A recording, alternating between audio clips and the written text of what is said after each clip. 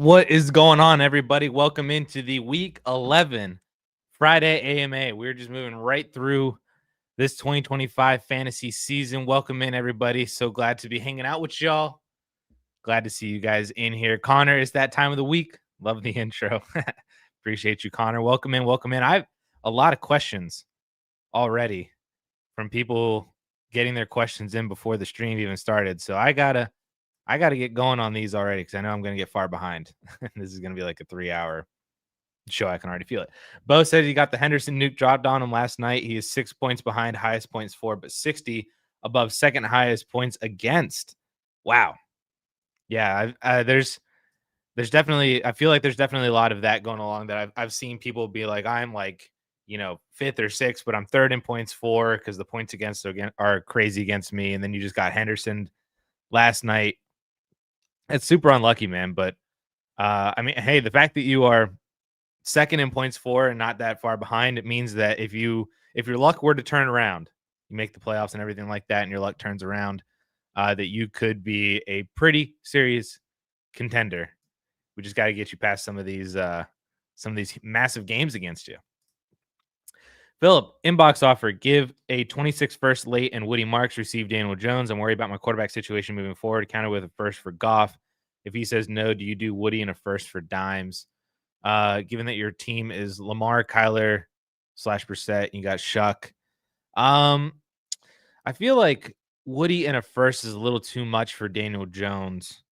And I would definitely prefer just paying the first for Jared Goff. So hopefully he just says yes to that. But I feel like I would not do Woody in a first for Daniel Jones or Jared Goff. I wouldn't do it for either one of the two. It just feels like a little too much to be paying for either guy that like really don't feel like every week starters. I mean, I know that you need another quarterback, but like you've got Lamar at the top holding you down, and then you've got Brissett and the what if of Shuck as well. So at least like you have starters. Then you've got Bijan, CMC, Rico, Woody as well, Puka, Amon-Ra, Rice. Like you have a phenomenal team that even if you didn't feel comfortable starting one of your QB2s in a bad matchup, you could throw somebody else in. And you're 9-1, you have most 4-4. Your team's phenomenal. So like I wouldn't just feel like you need to go pay this amount for a quarterback that doesn't really feel like an every week starter. Still feels more like a guy that you need to pick and choose your matchups. That just feels like a little too much. Peter's asking, though, what would you be looking for trade-wise for Woody Marks in a 12-team, one quarterback start, 7 running backs, especially starters tend to hold higher value in this league versus others? I've been saying for weeks now that I would just be selling Woody Marks for a second. So I'm totally fine with that still. I mean, you could probably get second and third, maybe 2 seconds, maybe in this league that holds higher value. If you can get the first, that would be phenomenal. But I mean, I'm pretty on board with just like a baseline of just like a second round pick because I'm still not convinced that Woody Marks is the starter for Houston in 2026. I mean, there is a possibility that Joe Mixon recovers from his foot injury and then he comes back and then he's the starter next year. Or maybe they draft somebody. Like I'm not fully convinced that Woody Marks is the guy. They're still very comfortable using Nick Chubb in certain instances as more of the pounder back, even though Woody Marks has been getting more snaps and volume, of course, and then he got a couple goal line carries last week. Chubb still kind of fits in certain instances as well. So I feel like I'm nervous about Woody. Like I wouldn't have been nervous about Cam Scadaboo with his day 3 draft capital, but with Woody, and I felt the same way about Ja'Cory Krosky-Merritt, and we've seen how that panned out. But Woody's been producing far better than JCM. That's just like I feel iffy about these day 3 running backs, especially in situations that just don't feel as secure. Like maybe you feel better about Woody Marks and feel more secure in his role. I personally don't. So I would be fine with like a baseline of just a second round pick for Woody Marks, but especially if this is your league where your league holds them higher, go for the first or Marks in a second for a first or something like that. Especially in a start 7, aim for the upside of getting somebody that can actually impact your starting lineup rather than just like a Woody Marks kind of a guy.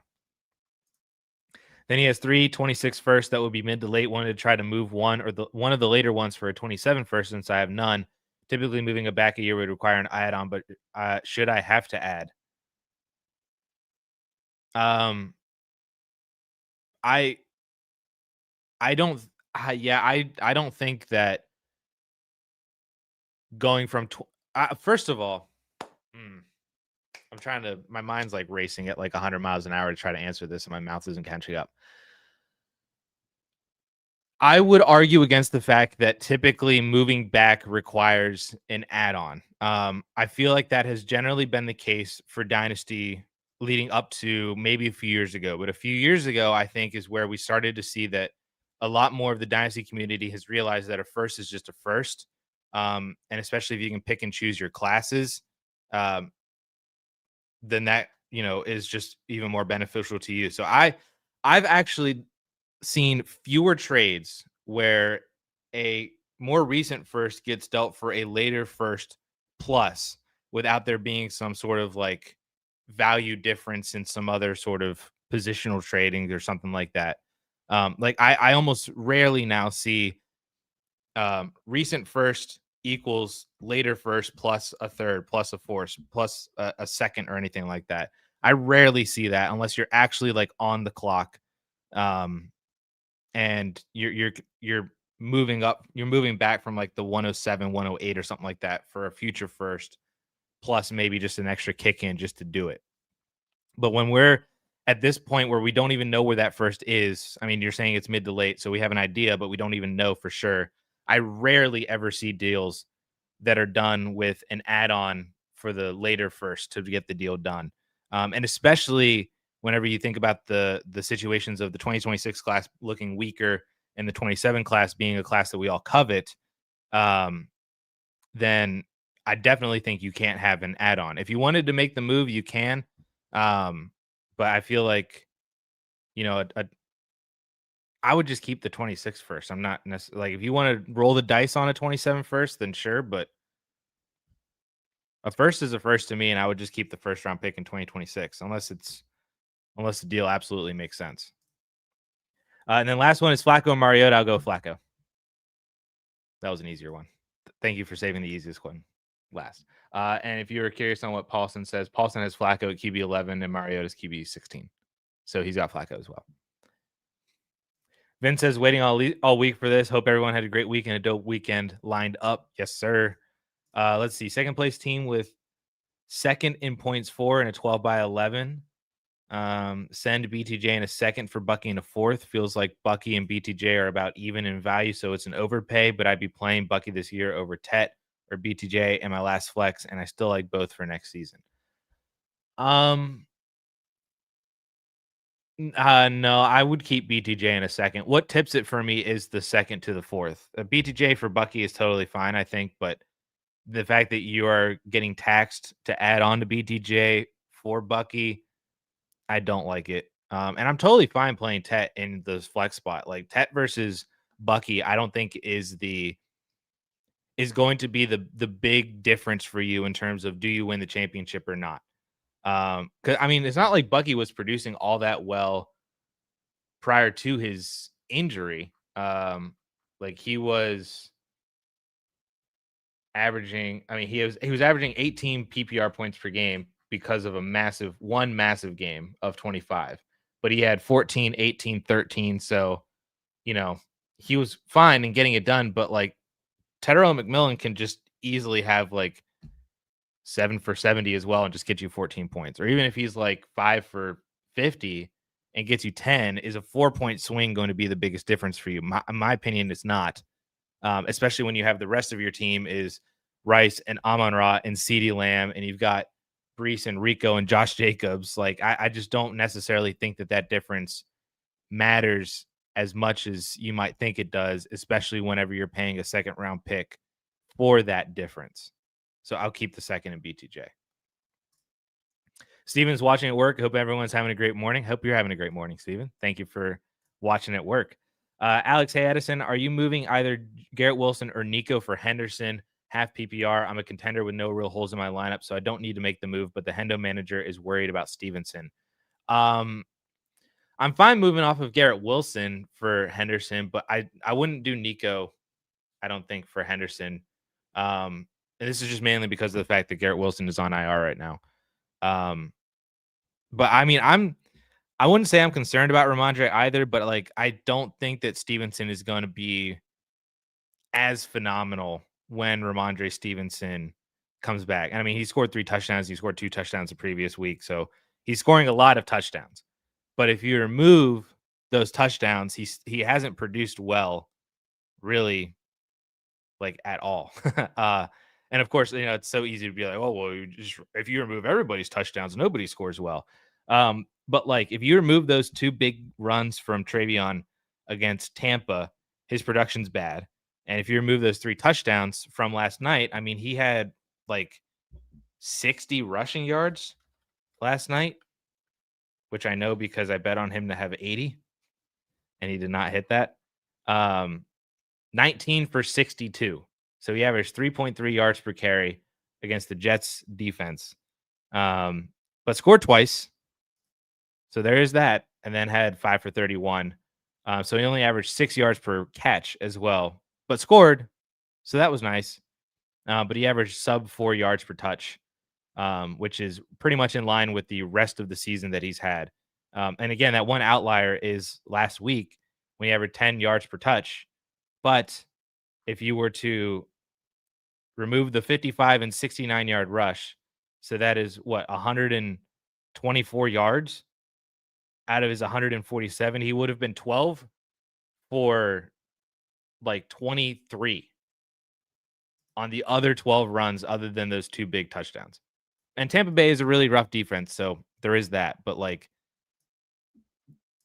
outside of touchdowns, Henderson hasn't necessarily like broken out to the degree of like he's upped up a level in terms of efficiency, in terms of effectiveness. Like this was always what Travion Henderson can be, but I am slightly worried about him as well with Ramondre coming back because I think they still do really like Ramondre, and I think he could be used in certain goal line instances that are going to take away the touchdowns from Travion. And if Travion's not going to have as many opportunities to have those big plays, that's my fear. So I'm fine with it for Garrett Wilson if you wanted to, but like in all honesty, I'd probably rather just keep both wide receivers over Travion. Last year, I lost in the championship, and this year I'm the favorite. I have a unique strategy that people think is nuts. I basically have traded away all my good picks for the next 3 years for this win now team. I can trade away players in the offseason and get picks back while maintaining the win now team, and it's worked. Since I'm in win now, would you try to move Dobbins since he's hurt and Ramondre?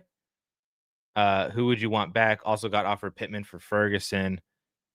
Tight ends are Gazin and I mean, I would take Pittman for sure over Ferg.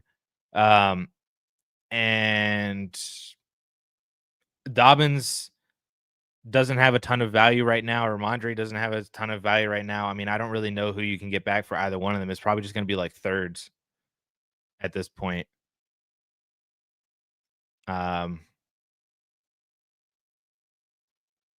So yeah.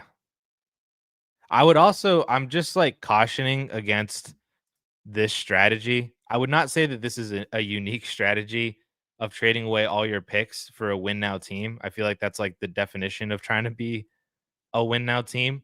But I caution against this because I feel like even though it's worked now, there are a lot of instances where this doesn't work.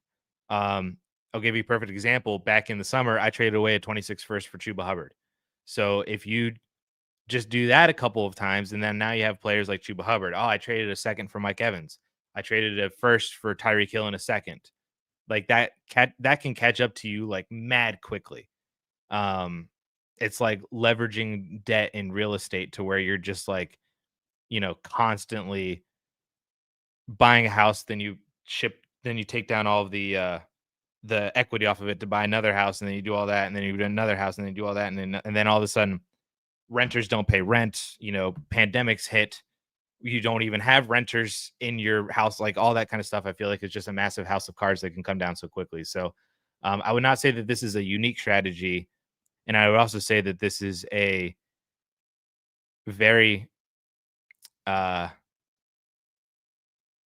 You're walking a very fine line, I think, when you're doing stuff like this of trading away all of your good picks for the next 3 years for a win now team that, um, again, all it takes is just a couple of injuries, especially to some old guys, where it's just like it just goes up in flames so quickly.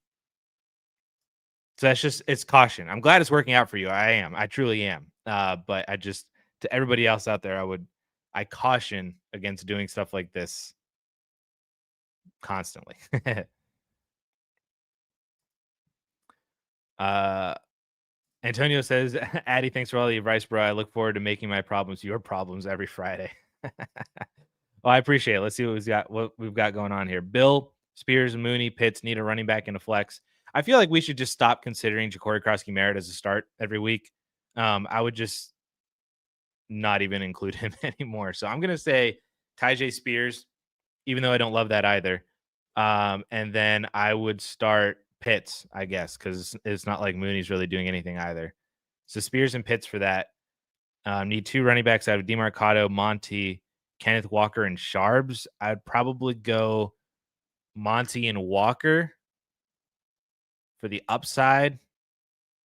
Yeah, I think it's Monty and Walker. What does Paulson have to say? We need to change it to a full PPR league.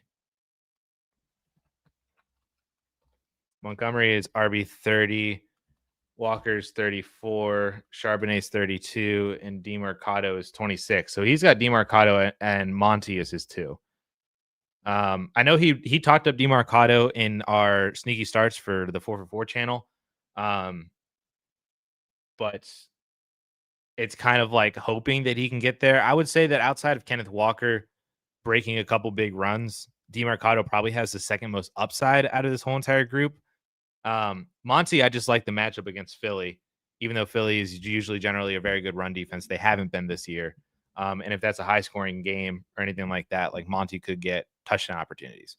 Um, I don't love the Seahawks against the Rams. That's why I would go with Kenneth Walker as just like the upside play, essentially, over hoping that Sharps gets into the end zone.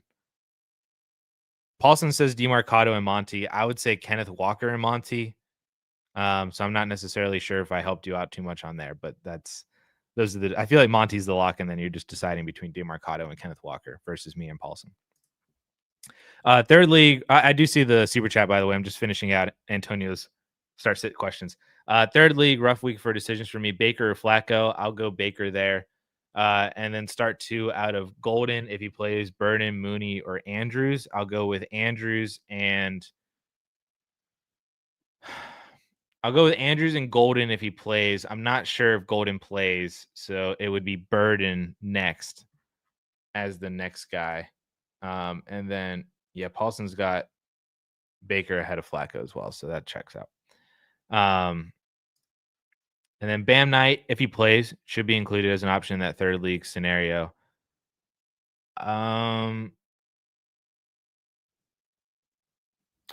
If Bam Knight plays, I would probably play him over Burden for possible touches and touchdown upside. So if Bam Knight plays, I would throw him in. So essentially, it's my ranking for that would be Golden. No, it would be Bam, Golden, Burden as my three to go along with Andrews. Like Andrews is my play, and then we'd go Bam, Golden, Burden. But I don't know if Bam Knight plays. I don't know if Golden plays. So Burden then would come in after that.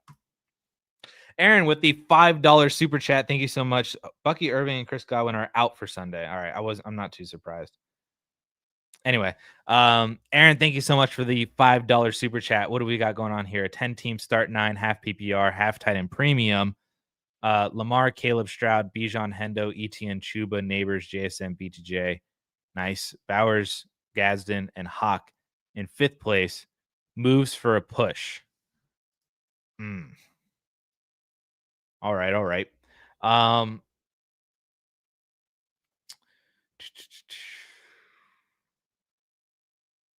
I would say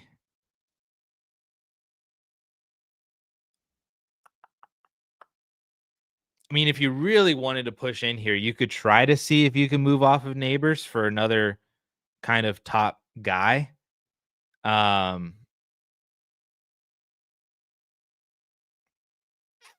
I'm gonna be completely honest with you. I don't think I would be pushing. That's so I'm gonna go against the grain on this one. I think I would be trying to optimize for 2026 because you're now out Neighbors, Garrett Wilson, and effectively Brian Thomas Jr. Worthy's not doing anything with Rice back. So you're kind of just being held up by Lamar, Bijan, Bowers, and JSN, which is floating. And then Henderson's crazy night last night. So if you started him, that'd be great. So it's floating you. But I don't honestly know if I would be making moves to push for a championship this year. Like, I don't want to disrupt really what you've got going on. If you wanted to try to move off of Garrett Wilson to try to move over to Lad McConkey or George Pickens, then sure. Like, I don't mind that just because those are moves that I already would have done probably prior to Garrett Wilson's injury. You're just getting a wide receiver that's actually playing. Same thing goes for Malik Neighbors. Like, if you can move from him to move over to like Drake London or Ibuka, um, or Rashee Rice, like I'm not opposed. Or if you wanted to do Neighbors and Worthy for Justin Jefferson, then sure, like you can do those types of moves. But I outside of that, I feel like I would probably just be trying to optimize more for 2026. And if your team carries you through because you're in the playoffs and anything can happen in the playoffs, then that's phenomenal. I've had that happen personally where I just sneak in as a fifth or sixth team and I end up winning the whole entire league because I just play the right guys and the other teams just don't, they just had a couple bad weeks. So anything can happen if you make the dance and you are currently in the dance. But I wouldn't be actively pushing your chips in with the team that you have right now outside of making moves that I probably would have already done already prior to these players having gotten injured, or just because they're injured right now and you can still get top dollar for them to move over to good players that are still going to be good dynasty players. Then I would do that. Like, I wouldn't sell Garrett Wilson for like Devontae Adams right now is essentially like where I'm trying to get at. If you wanted to try to upgrade one of your quarterbacks, like if you can move Caleb and move him up to like, I don't know, Justin Herbert or somebody like that. Or if you wanted to move Stroud over to like Jared Goff, Goff has a phenomenal schedule for the rest of the year. Maybe that's a better QB2 than Caleb Williams for the rest of the year. If you wanted to try to move Xavier Worthy for like Jalen Warren in a third just to give you another running back, I don't hate that either. Like, those are the moves that you could try to make to see if you can win. But I feel like I would be treating this team as more of a 2026 team just because of the fact that you have lost Neighbors, Garrett Wilson, Xavier Worthy, and effectively lost Garrett Wilson as well. So hopefully I answered your question well enough, or at least gave you some direction for how I would approach this. Like, you can look at rebuilding teams, like the teams at the bottom of your standings, and see which players they've got. If any of them make sense for, like if you can move, if one of them has Amon-Ra or Lamb or Jefferson, and you can give them Neighbors, and then you get one of those guys, then that's a win-win. I feel like for both teams, but like you could try that with Neighbors, you could try that with Garrett Wilson if they have a Lad or a Dunze to match with Caleb or anything like that. Like those would be the moves that I would be trying for. But I still feel like you're probably more of a 2026 team than anything. But if you make the playoffs, anything can happen. So, which it seems like, assuming that there's 6 teams go, if you're in 5th, you make the playoffs. So you could get lucky. People get lucky all the time. Burrito Master, have a couple waiver openings. Pick up which 2 of Lloyd Wright, Milton, LaQuint Allen, or Mitchell Evans. Speaking of Mitchell Evans, Christian, I never answered your Mitchell Evans question. I saw it in the comments and I was like, "Oh, I'm not at my computer. I'll have to remember to do that." Did I have Mitchell Evans in my marker system from last year? I did. So Mitchell Evans graded out. He had 3 total markers hit after the adjustment because he was a 5th-round pick. He had 0 adjusted markers. So he comes in. He's basically the same as Gunnar Helm, and then Jackson Hawes, who somebody let me know that apparently the Bills tight end coach is pretty heavy on Jackson Hawes as a rookie. So that's interesting. I mean, not too behind a guy like Terrence Ferguson or Mason Taylor, especially considering the fact that Mitchell Evans has 0 production markers hit, but 60% athleticism markers hit, which is pretty much the same story for Terrence Ferguson, who doesn't have any production and all of his markers hit are athleticism. So that's at least where Mitchell Evans looks like in the marker system for you, Christian. No, he doesn't necessarily seem all that great. But for a waiver wire shot, I mean, if you wanted to take the shot on Mitchell Evans, I'm not opposed to it. Lloyd, I feel like I would just say to pick up Marshawn Lloyd, but it just doesn't seem to be working out for him, essentially. And maybe he gets his shot at some point, like how Kendre Miller has kind of gotten his shot because he stayed healthy enough long enough, and then Kendre Miller blew his knee out.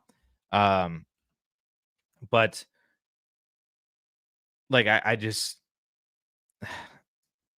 I feel so sad for Marshawn Lloyd, essentially. Do we even have is he like officially like doing anything?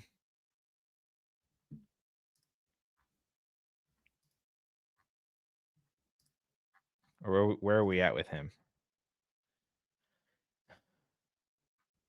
23 minutes ago, Packers mystery playmaker makes quiet return to practice.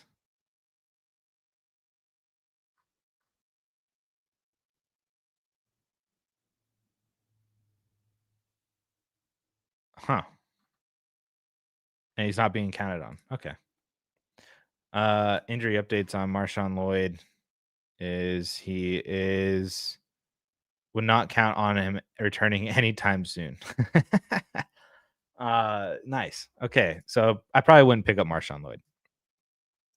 I think it would be personally, I think I would pick up Joe Milton and Jalen Wright. If you wanted to pick up Mitchell Evans or LaQuint Allen as stashes, I don't mind that either. But I think my 2 would be Jalen Wright and Joe Milton of this whole entire group. Craig, hey Addison, I'm out of contention in my league. What do you think of this deal? Jefferson, Kincaid, Marks, and Monangai for Jacobs, BTJ, Pacheco, Keenan, and a first. Am I doing okay here? So let's see. I would take Jefferson over BTJ in a first. And then Keenan and Pacheco don't necessarily mean much to me. Like if both of those guys effectively wiped out Kincaid, that's fine. And then you've got Jacobs for Mark and Monangai. I would take Jacobs though, but then you've got the rest of the deal. I think I would take the Jefferson side on this, so it's not too bad. Giving up the first BTJ and Jacobs is a lot. Like, and I'm personally just not a massive believer in Woody Marks and Monangai. But getting Justin Jefferson here is probably good enough. It's close. This is really, really close. It's just my personal feelings of Marks and Monangai. I would probably just take Jefferson just because it's Justin Jefferson. But I don't love the other side either, especially when you're giving up Jacobs, BTJ in the first. It might be possible that you could either get more for a similar package, or maybe if you just try to work out more. I don't know what other stuff he has with Marks. Like if he added a second to his side, I'd be in. Or just replace Marks and Monangai with somebody else, or replace Monangai and Kincaid with somebody else. I feel like I'm just doing this deal for Justin Jefferson, but I feel like you could also optimize it as well and make it better for you. Good morning. Good morning. Happy Friday. As a rebuilder, who's a better stash? Full PPR, Algier or Taj Brooks? It is Algier is a much better stash for sure.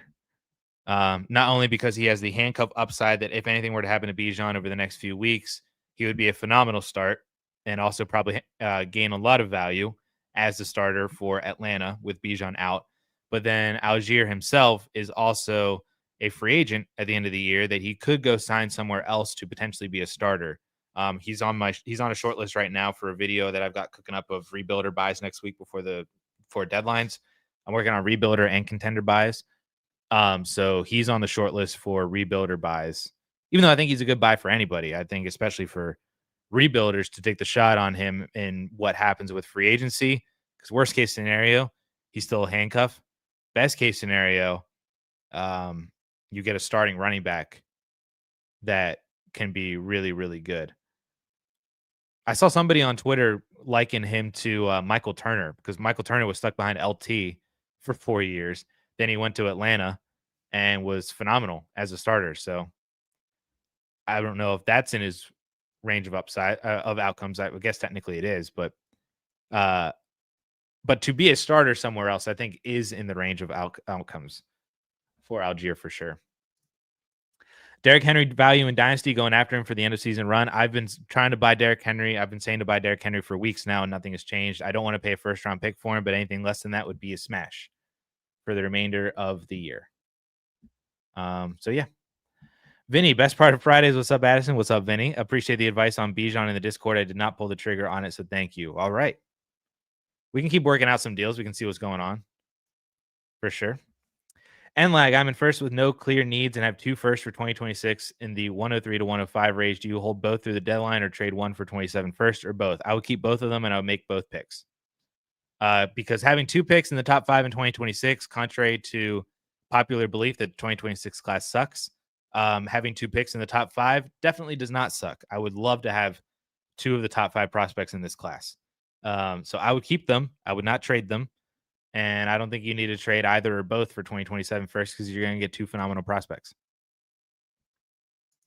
Then just keep going on adding to your first place team already with 2 good rookies. Ken caught your market system video yesterday. Always love the insights in a 16-team, 1 quarterback, 2 super flex league.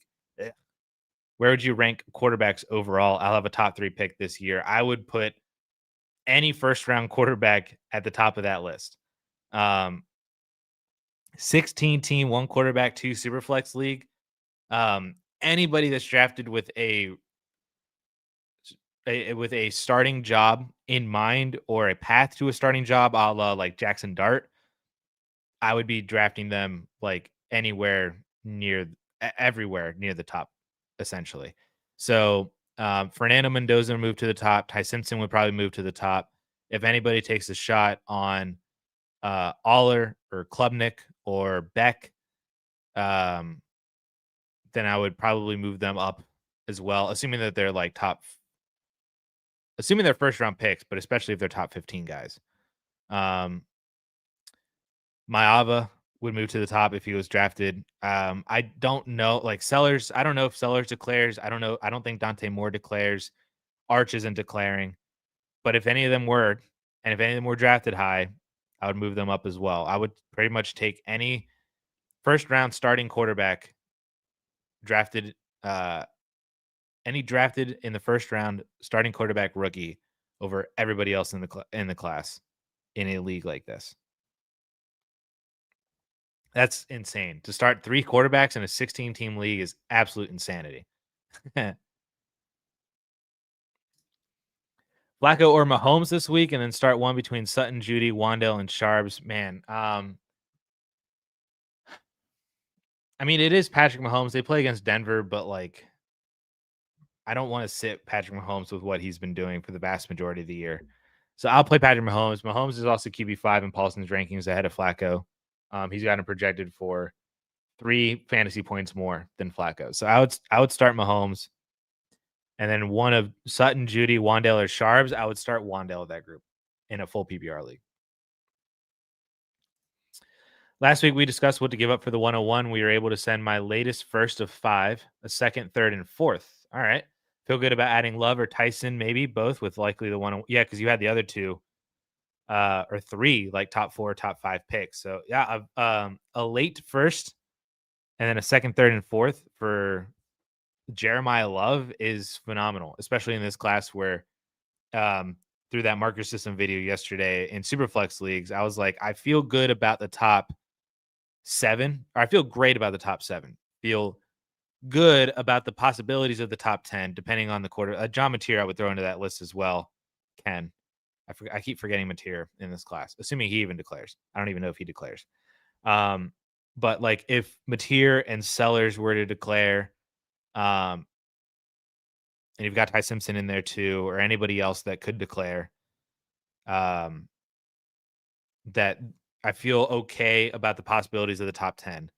But then once you get to like 11, 12, 13, 14, 15 in your rankings, like that's where things start to get difficult. And you've really got to pay attention to either prospect profiles, what the NFL is telling us with draft capital, all that kind of stuff. So to be able to send that late first that I don't know how I feel about right now and just add on some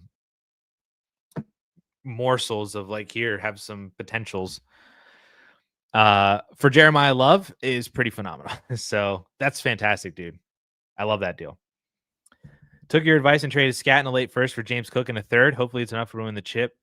Top 6 teams is a tough battle with all of us at 7-3 or 8-2. I'm 8-2, second place. That's incredible that you have a lot of those high win teams already. But yeah, dude, I think James Cook could be the difference maker for you. Let's see. I'm just curious what his rest of season schedule looks like.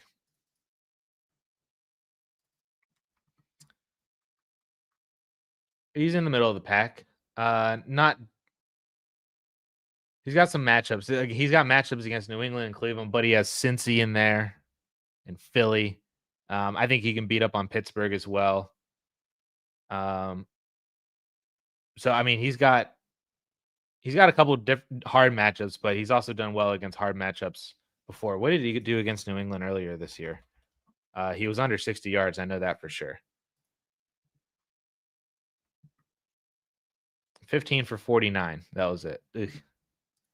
So if you're in second place and you get a first round bye, you skip that New England matchup. So that's pretty good. But you get Cincy the week before that. But then just from a dynasty standpoint, I think that trade is pretty good to go get James Cook anyway. To not only help you win this year, but then to further help you win. Was offered 2 firsts, 2 seconds, Worthy and Hunter for JSN, not even anywhere near close. And it was 226 first with the potential to negotiate it into 3. That first, no, I'm not doing any of this. 2 firsts and Hunter, I think is fine. I overreacted with saying that's not even your first, not even close. But no, I'm not doing any of this stuff. Jackson Smith and Jigba is another animal unto himself. If you were to whiff on not even just all of those picks, but just even a couple of them, that looks so bad. And if Hunter were to end up not, turning into much of anything, maybe he's fine. Maybe he's like Jordan Addison. Worthy doesn't seem to be much right now with Rashee Rice. And if Rice were to get extended next summer, I don't like trading studs for packages of unknown assets, which is precisely what this is. I need something that I can rely on coming back, and I can't rely on any of that outside of the possibility of maybe I draft well. So I would take JSN in both of these, and I would take JSN over 3 firsts as well because it's effectively the same thing. I think Travis Hunter is worth about a first, so I would take JSN easily in all of those. Suggestions in home leagues where running backs are overvalued. Stash running backs like crazy and hope for the best. Starting Kenneth Walker and Algier. Everyone I've talked to wants a big haul. Brees or Chase Brown for 2 firsts.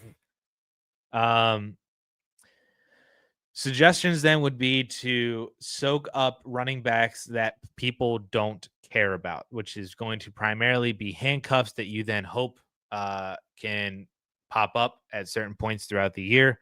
And then keep your first round picks to then draft running backs would be the way that I would go about it. Asking 2 firsts for Chase Brown is asinine. 2 firsts for Brees is insane as well. But for Chase Brown, that is insanity. So you've got to zig while everybody's zagging and build your team not with running backs because that is insanity. So stash running backs that nobody cares about, which is going to be handcuffs.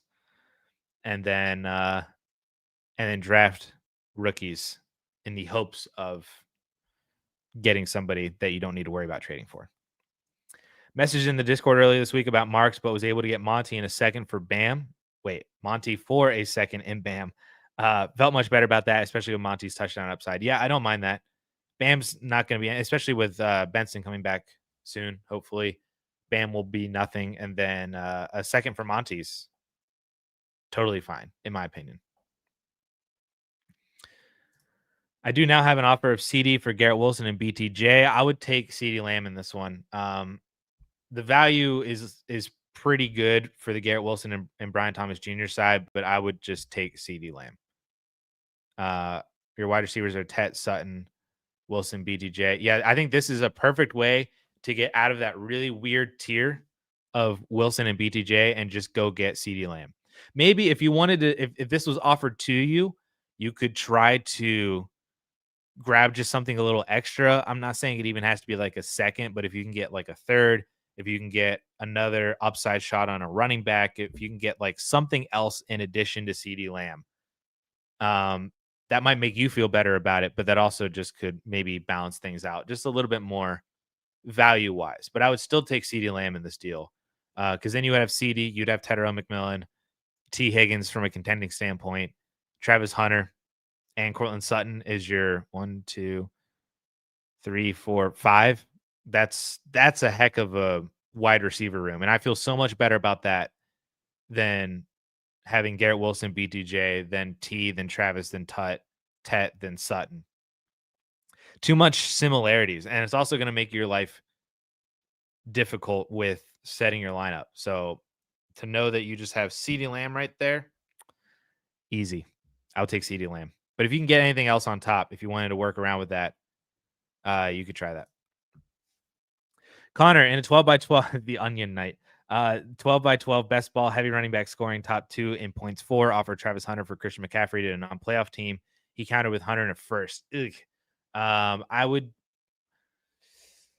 do Hunter in a second. I would not do Hunter in a first. That's a lot. So Hunter in a second, I think would be the most that I could do for Christian McCaffrey. And not even like if this were to turn into another player or something like that, I wouldn't even do a player that like rides the gap of a first and a second. Because even then I feel like that's too much. It has to be like Hunter and like a second round pick for CMC. Yeah, because Hunter in a first, that's too much. It's too much. And then made 2 trades this week on contending teams in a 12 by 10, 0.2 point per carry. Send Scat, Burden, and a second for Henderson and a third right before last night. Oh, that's pretty solid. And then other top team, I sent Hunter and a first for Nico and Swift.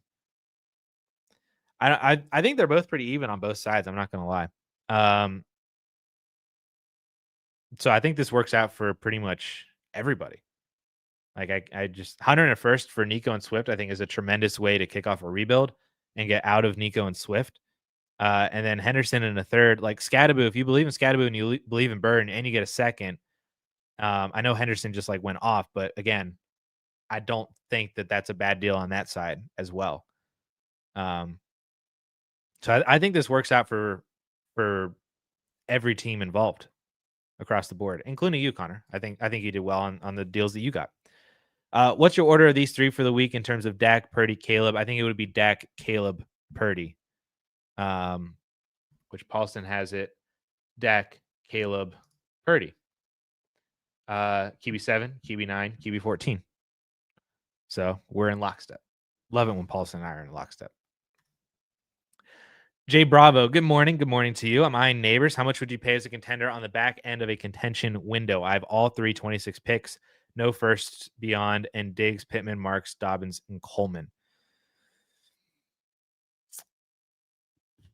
I would be willing without knowing necessarily where your first round picks are, I would probably be willing to spend 2 of them. And if you got to throw like, I'm also curious to see like what team the neighbors team is on. So like if the neighbors team is still competing, you might be able to get away with keeping your firsts and then moving some sort of combination of Pittman, Diggs, Marks, Dobbins. maybe with a first. Maybe you have to throw first in just to get the value up there. But if you were able to, if Neighbors was on a contending team and you could sell Pittman, Marks, and a first for Neighbors, I think that's a win. If the Neighbors team is on a rebuilder, it's going to be more difficult because he's going to want the picks. He's not going to want Diggs and Pittman. He might still want Marks. So if he's on a rebuilder, you'd probably have to do something along the lines of 2 firsts and Marks to get there. Of which I would probably do, depending on where the firsts are. But those are essentially like the trades that I would be looking at, depending on if the Neighbors manager is more of a win now or not. And they're all late picks. Then yeah, two and Marks for a rebuilder, Pittman, Marks, and a first for a contender, I think would be where we're at.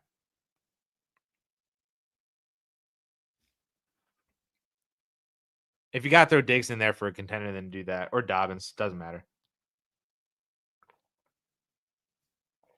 Same goes for the rebuilder. If the rebuilder just wants one of those extra players, give it to him.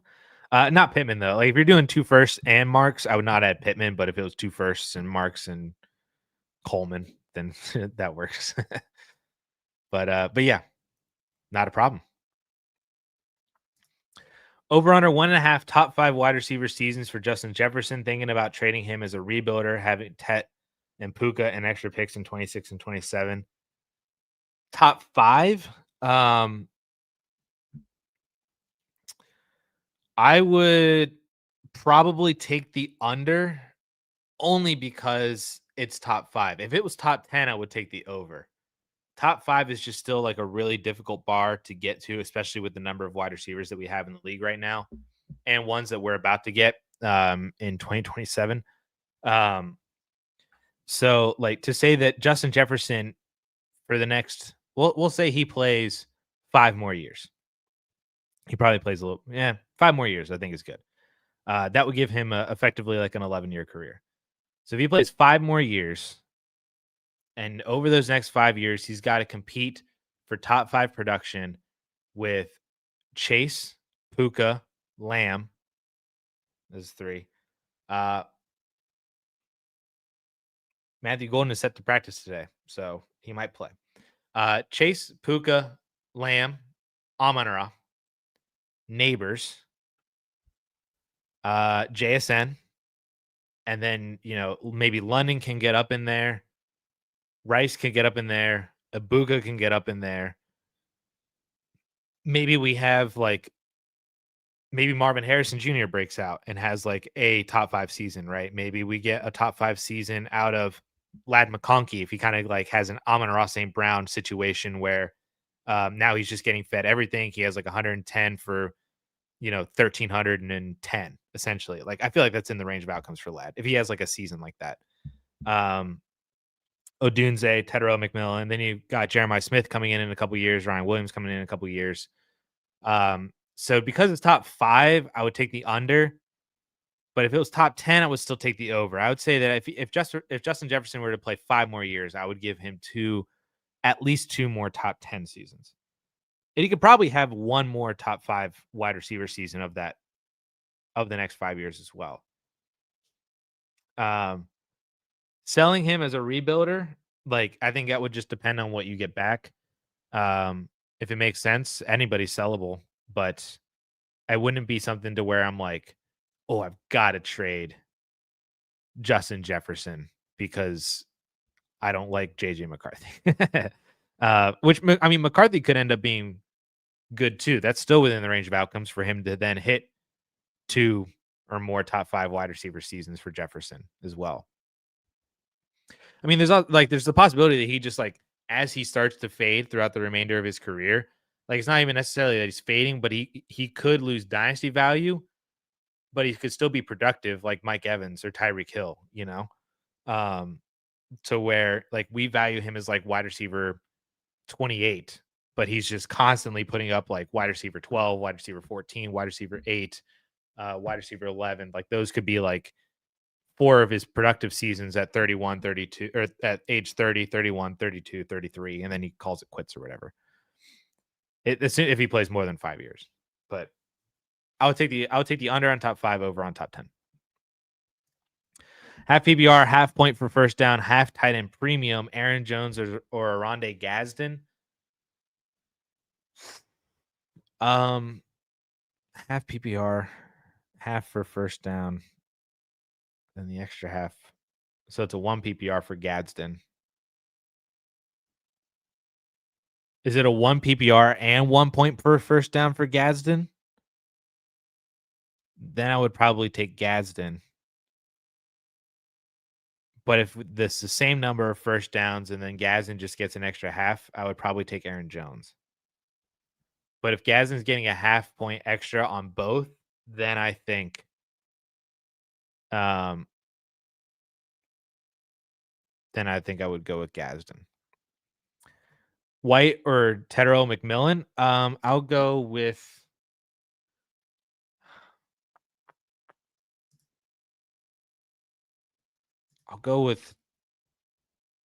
Rashad White.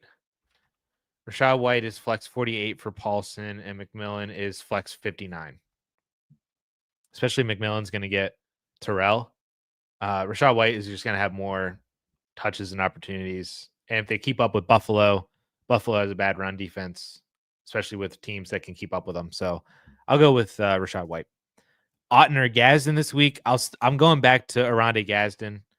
Otten's a good play too, but I would play Aronde Gadsden. 18 PPR, not 18. 8-team PPR, rebuilding in last place in points, trying to get 27 picks, willing to move off my 26 picks. 3 first, 1 is mine, a second from a top team, 3rd, 4th, 5th. Would you move any for more 27s? I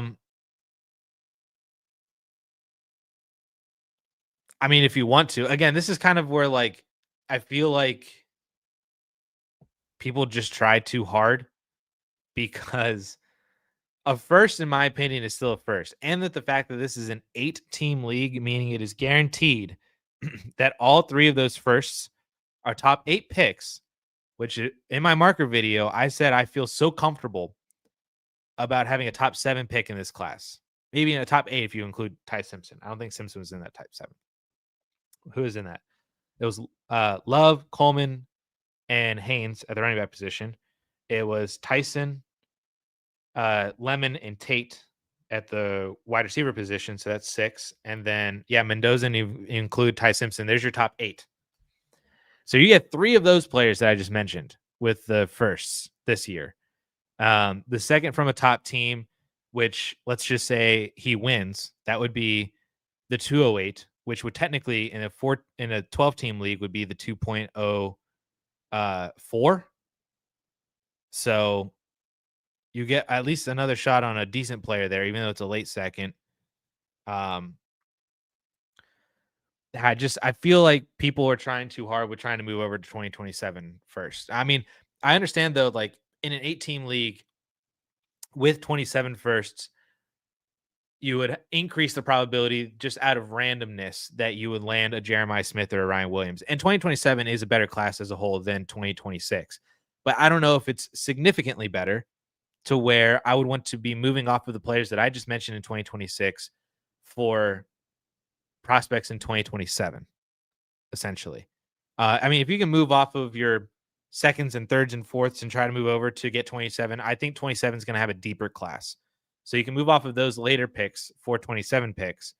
But I wouldn't really worry about the 26 firsts and turning them into 27 firsts. That's going to push your rebuild back a whole nother year, which you may or may not be willing to do, but it's just going to kind of suck to rebuild again in the hopes of getting more 2027 picks.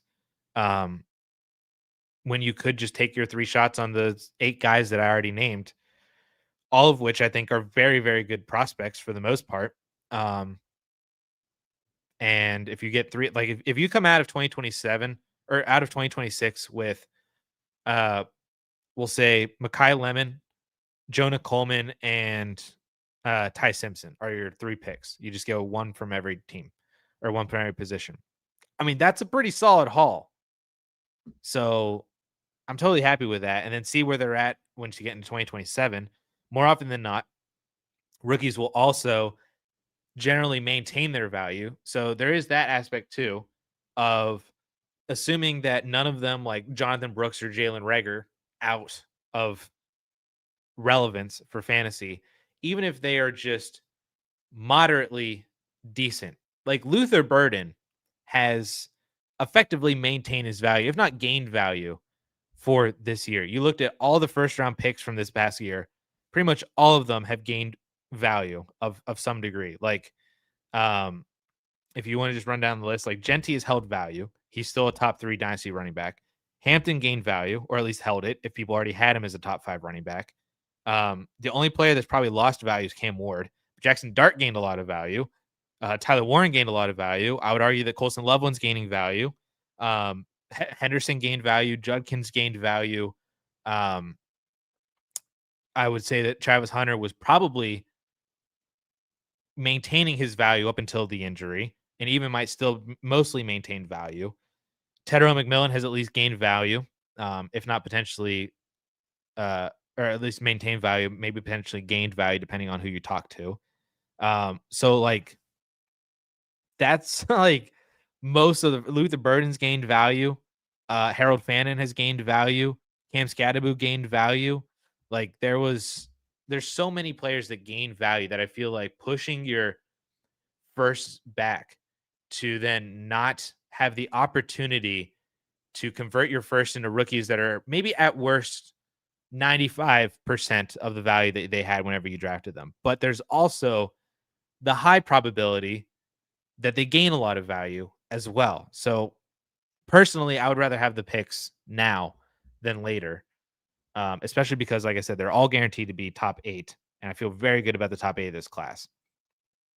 And you just have the opportunity to gain value. Or worst case scenario, worst case scenario, maybe you draft a Jonathan Brooks. I don't think all 3 of them would.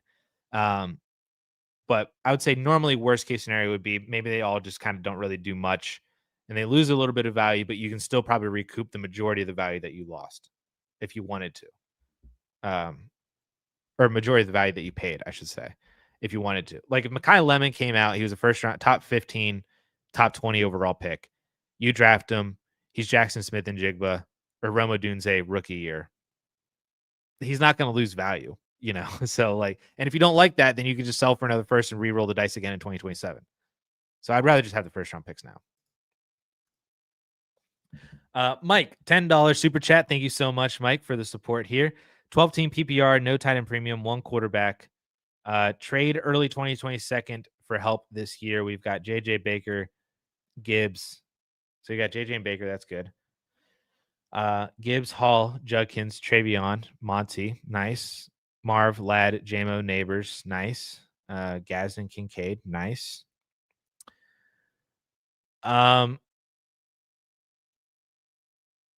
So I get my question, which I'm assuming that you're asking me the question is, where would you utilize the second, or are you trying to get a second for trying to get one player for that second?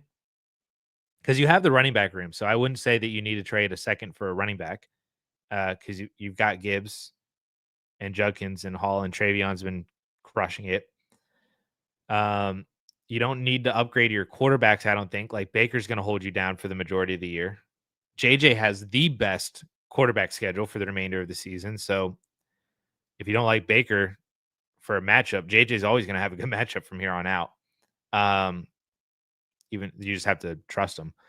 Gazden and Kincaid are great, so you don't need to like upgrade your tight end spot. So just be how can you utilize that second if you wanted to upgrade one of your wide receivers. I don't think you need to pay a second to go get another wide receiver. I think I would rather utilize that second and package it with one of your wide receivers to then go get a different wide receiver, which in my opinion is probably Neighbors and a second equals. Does that get you Lamb or Amon-Ra or JSN? Or maybe it's Neighbors in a second for Ibuka and something, London and something, Rice and something. That's probably where I would look at. Or does Marvin a second get you to London or Rice? Maybe. I also don't know how many players how many of these guys that you can start. So I would say probably the vast. I don't know if you need to upgrade Jameson Williams. I don't even know if JMO in a second is going to get you anybody that's even worth upgrading from or two.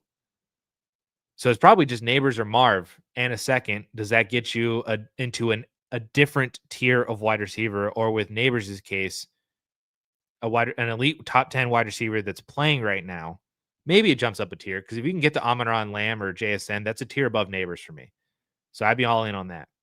But I mean, if you wanted to use Neighbors in a second and side grade within the tier, which I have Neighbors in the same tier as Rice, Ibuka, and London, um, ish. They're like it's he's like Neighbors is like 2A and the other guys are like 2B. Um, but if you want to side grade, you'd have to get something I think in addition to. And if it was just like if it was Neighbors in a second for Ibuka in a third, I don't think that's like a terrible deal to do to win. Um, but that's probably where you would utilize your second is upgrading your one of your wide receivers.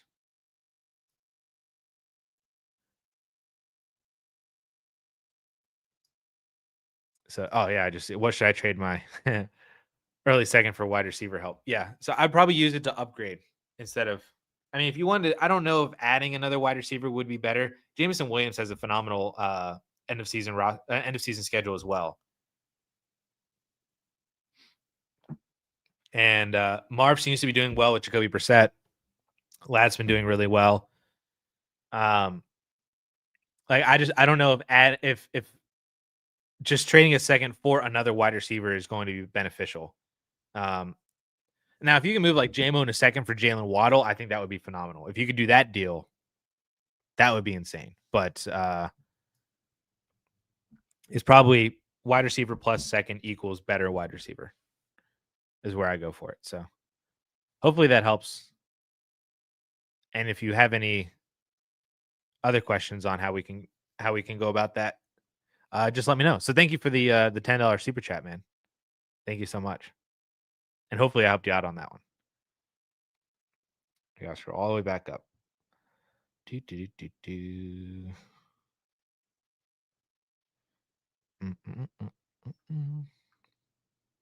Judkins over Hendo. Wait until Judkins gets a May or even a Goff. It's so bad right now for real. Yeah, it really is. It's awful.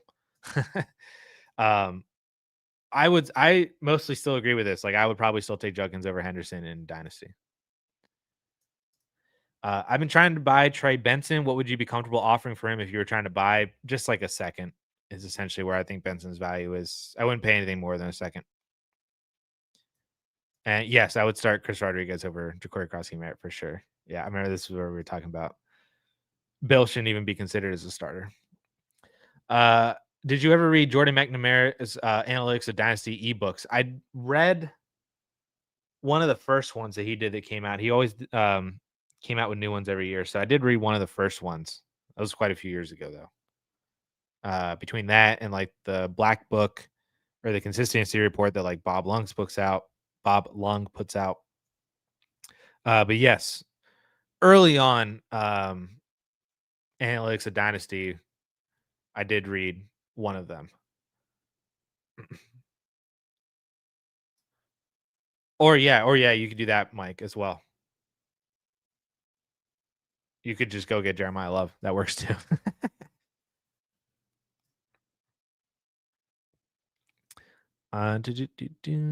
Got offered Garrett Wilson, Tua, and a first for Saquon, Tootin, and Pickens.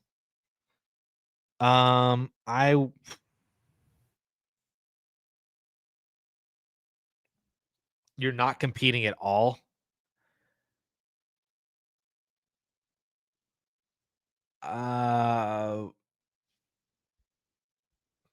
Sorry, every time I see the breaking news alert piques my interest.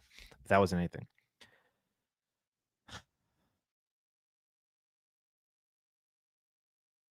I would probably do this. It's I don't love it, but I don't hate it either. Like going from Garrett Wilson to Pickens, I feel like is like the same tier. I mean, they were in the same tier for me rankings wise. So that's fine. Selling off of Saquon for a first, I like that a lot. and then turning Tootin into Tua. I'd probably take Tua in a super flex league. So yeah, I think I would probably do this. I would take the Garrett Wilson side, especially if you're not competing at all. Um, I don't love it, but it's not bad. I don't like losing Pickens, but getting Garrett Wilson, I think, is a very good consolation prize. You sell off a Saquon Barkley for a first. I'm not sure if you're able to do that. If a ton of the people in your league are offering you a first for Saquon, and then you get the upside shot on. You probably want to flip Tua before the season ends, though. But you get a quarterback that could be worth something, like a second or something. So yeah, I'll probably take Garrett Wilson. My receiving core and redraft has been decimated. Marv, Garrett, Hunter, all gone. Currently have Pearsall and Parker Washington in the lineup, and they may not play. Any Hail Mary guys that I can grab and play? Tyler Lockett is number one on my list. Let's see. I'm going to pull up my redraft league and look at the waiver wire.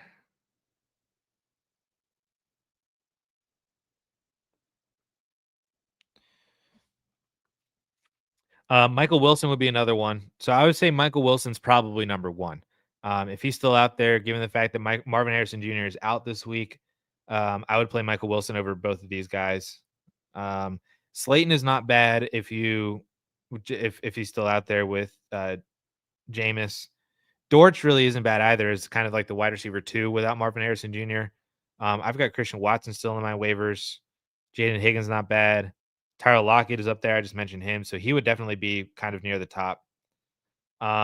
If you really wanted to try Olamide Zaccheaus, may not be bad, just because he's still getting work. I mean, he had 4 targets last week, which was only 1 catch for 5 yards. But the week before, 2 weeks before, he was 7 for 33 and then 6 for 58 and 1 the 2 weeks prior. And against Minnesota earlier in the year, he was 4 for 42.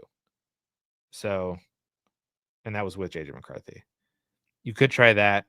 You could try Roman Wilson if you wanted, against Cincinnati. He's had 2 kind of longer touchdowns over the past 3 weeks. He was 4 for 74 and 1 against Green Bay, and then 2 for 35 and 1 as a garbage time touchdown against the Chargers.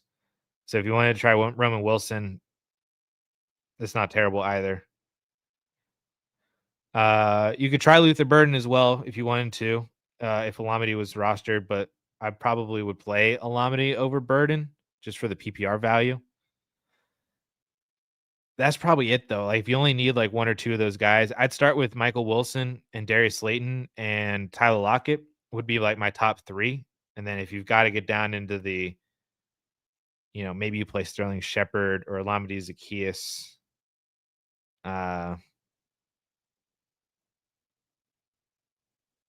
Luther Burden. Yeah. That's where I would go. That's gross, but you got to do what you got to do.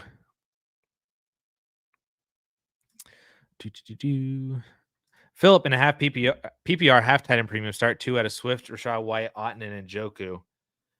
I would go.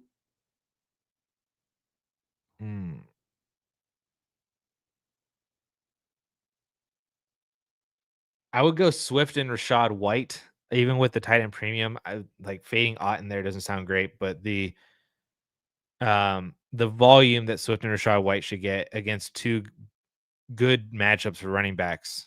I would play Swift and Rachaad White. Let's see.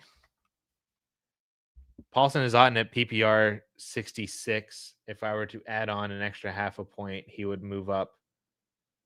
He would have like an extra 2 points, so he'd be at like 13, which would bump him up to right in the Swift and White range. I'd play Swift and White. Maybe Paulson would say to play Swift and Otton. I would play Swift and White personally, but I don't think you have I don't think you can make a bad decision necessarily with those first 3. I've ignored Njoku, but I'd play Swift and White. Paulson would probably say to play Swift and Otton.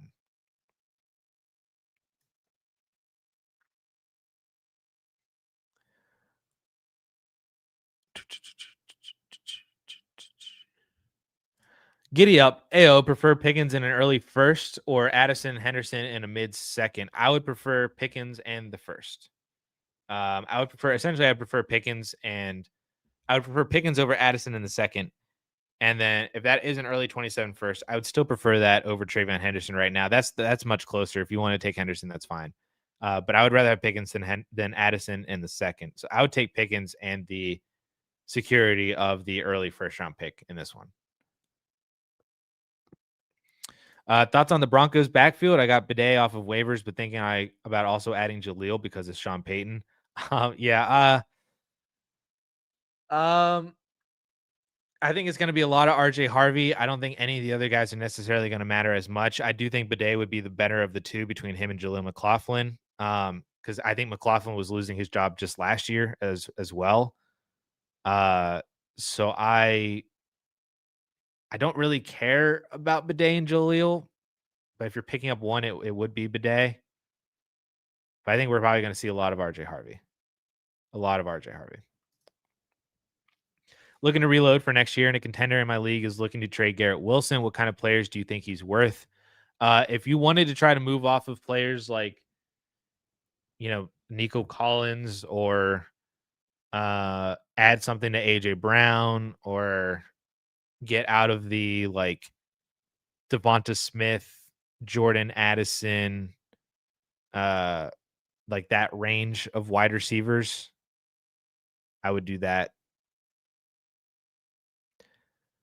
But I mean, it's all depending on what you actually have on your roster too. So I could just be spouting names out, and none of that matters because you don't have any of those players. So there's also that in terms of what does your roster look like. But those are essentially the players that I would be trying to pivot off of if you're not competing for Garrett Wilson. I needed to clear some dead roster with Keenan and Pacheco. I kind of like the rookie running backs. Yeah, I mean, I don't think Keenan and Pacheco necessarily mattered all that much in the grand scheme of that whole trade. And again, I said I think multiple times that I just wasn't. I'm not really a fan of Monangai or Marks. So it's Um, and again, I would take Jefferson in that whole deal, but giving up BTJ, Jacobs, and a first just does feel like a lot for, especially when you're involving a couple players back that I just don't personally love. Messi, first time on the stream. Welcome in. Just traded. Sorry, I'm getting to your question so late. This was from like 45 minutes ago. First time on the stream. Just traded Garrett Wilson in my first for Amon Ra to increase my championship odds. What do you think? I absolutely freaking love this. This is phenomenal. Especially if that first gets late. Like if you win the champion, when you win the championship, and that is the 112. Assuming this is 12 in the league. And Garrett Wilson, man, I would do this deal no matter, even if Garrett Wilson was playing right now, I would do this deal. But the fact that he's out, you're competing, go get Amon-Ra St. Brown. This is beautiful, man. This is what dreams are made of. I love this so much. Everybody should be trying to do this. Pickens or Rome rest of season? I would probably go Rome. Dallas's matchups are really difficult. And Rome is more the wide receiver one, though I don't know if that necessarily matters because Pickens produces like a one for a majority of other teams. I would probably go Rome, but I don't feel great about it. But yeah, I think I would go Rome.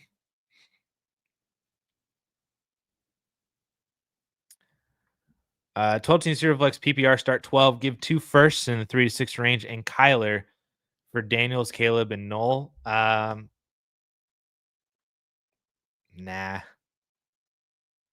I'll keep the 2 firsts and Kyler.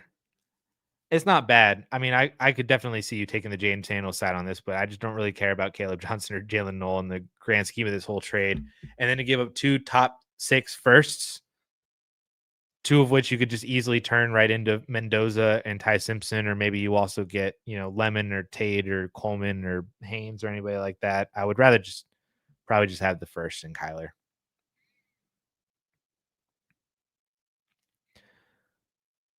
Does Aller have another year? We know he could use it. Hate to see it. No, Aller was a 4-year player who did not redshirt at all. And then because he got hurt mid-season this year, he was not able to qualify for redshirting for this year. So yeah, he played 10, 13, 16, and 6. So he's done on eligibility. He's preparing for the NFL draft. He did need more time, but I would not have enjoyed it if he was still playing for Penn State. uh, would it be good to try and trade for Jaden Daniels while his value is lower? Yeah, absolutely. If you could, like, I'm really close to. I was really close to saying yes for this deal right here with 2 firsts and Kyler for Daniels. If those 2 firsts, if even one of them was late, if it was an early and a late or a mid and late, I would have said Jaden Daniels side. But because it's 2 earlier ones, that's what gives me hesitancy about Jaden Daniels. So, but yes, I would. If you can trade 2 first round picks right now for Jaden Daniels, one of which that both ideally are not as early, I would take the Jaden Daniels side for sure. With the love for Gadsden, should I be looking to capitalize on the hype in a start 2 tight end premium league? I've been on the train since you brought him up in the offseason. Well, what is the hype, I guess, is my question. Because in a start 2 tight end and tight end premium league, that's got to be you. I mean, you've got to have tight ends in that league, So then to be able to have found one, just that you went down into the dirt and pull one out and you found a golden nugget, like that's got to be incredible for the overall health and value and longevity of your roster. So I don't know what capitalization means for Aronde Gadsden. Um, but I feel like my answer is probably not. Probably rather just keep Gadsden over, unless it's something crazy. Are we worried about CD drop off in value soon, like we've seen with others? Because he has started to slip in value and is going to be 27 and could have Pickens there moving forward, taking at least some. I'm not super concerned about. I mean, he might start losing value because he's going to be 27. But I mean, the production has not slipped. I mean, I was listening to the Ballers the other day, and they said that, or maybe it was somebody on Twitter, that Lamb like doesn't have a top 12 week this week, which I thought was wild. He's got to. There's no way. He was wide receiver 10. I guess maybe it's in half PPR. But he was wide receiver 10 in week 2, wide receiver 14 and wide receiver 14 in week 1, wide receiver 10 in week 2, wide receiver 11 in week 7. And then the past 2 weeks has been like wide receiver 18. At 14 and 15 points. So I could see, like, at the end of the year and as we head through the offseason, like he'll probably lose value behind JSN just because of the age. Maybe Ibuka because of age, but like he'll still be in that tier. I'm not necessarily worried about him like dropping essentially. But like there just could be a couple wide receivers that, yeah, they bump him down to like 6 or something like that. But no, I'm not really concerned about it. I'm not really worried about Pickens there either. I don't think he's going to be there more long term. They might franchise tag him, but I don't think he's going to be a long term play there in Dallas. And even if he is, I still think that George Pickens, I think, is still good for CeeDee Lamb. It just makes the offense better. Less defensive attention on Lamb, especially because Lamb just moves around the formation so much that Pickens then gets the primary like outside corner. Like when they play Denver, Pickens is getting Surtain, not Lamb. When they play Houston, Pickens is getting Stingley, not Lamb. So it's like there is that aspect of it too, that because Lamb moves around the formation so much, he's not getting stuck on all these excellent corners all the time.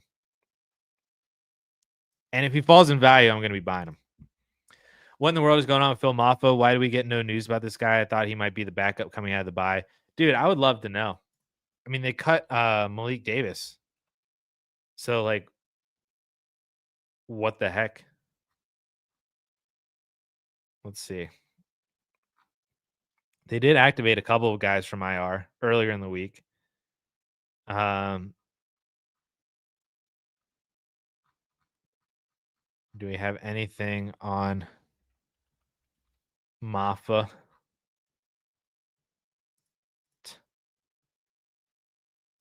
Let's see.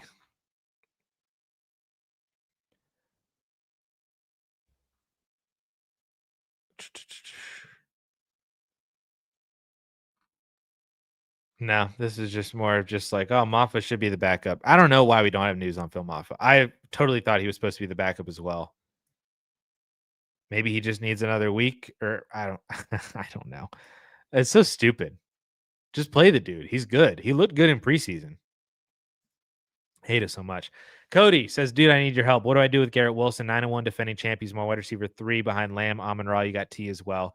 Do I try to sell for Dynasty? If so, who should I go for? Yeah, if you can move within the same tier, try to move over to Marv, Ladd, Pickens. I would love Jalen Waddle. Waddle, I think, is going to be a legitimate, like, league-winning wide receiver. So if you can move off of Wilson to Jalen Waddle, I would do that. Nico even might not be terrible. Add a little something to him to try to get to London. Those are essentially the names that I would try to go for. Pugadub Dub. Dynasty Titan Premium Superflex have Sun God, London, CD, and Puka with little running back depth. Curious your thoughts on how to add running back depth.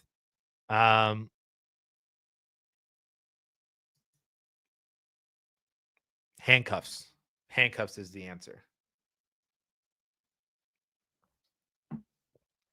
Or just like, I mean,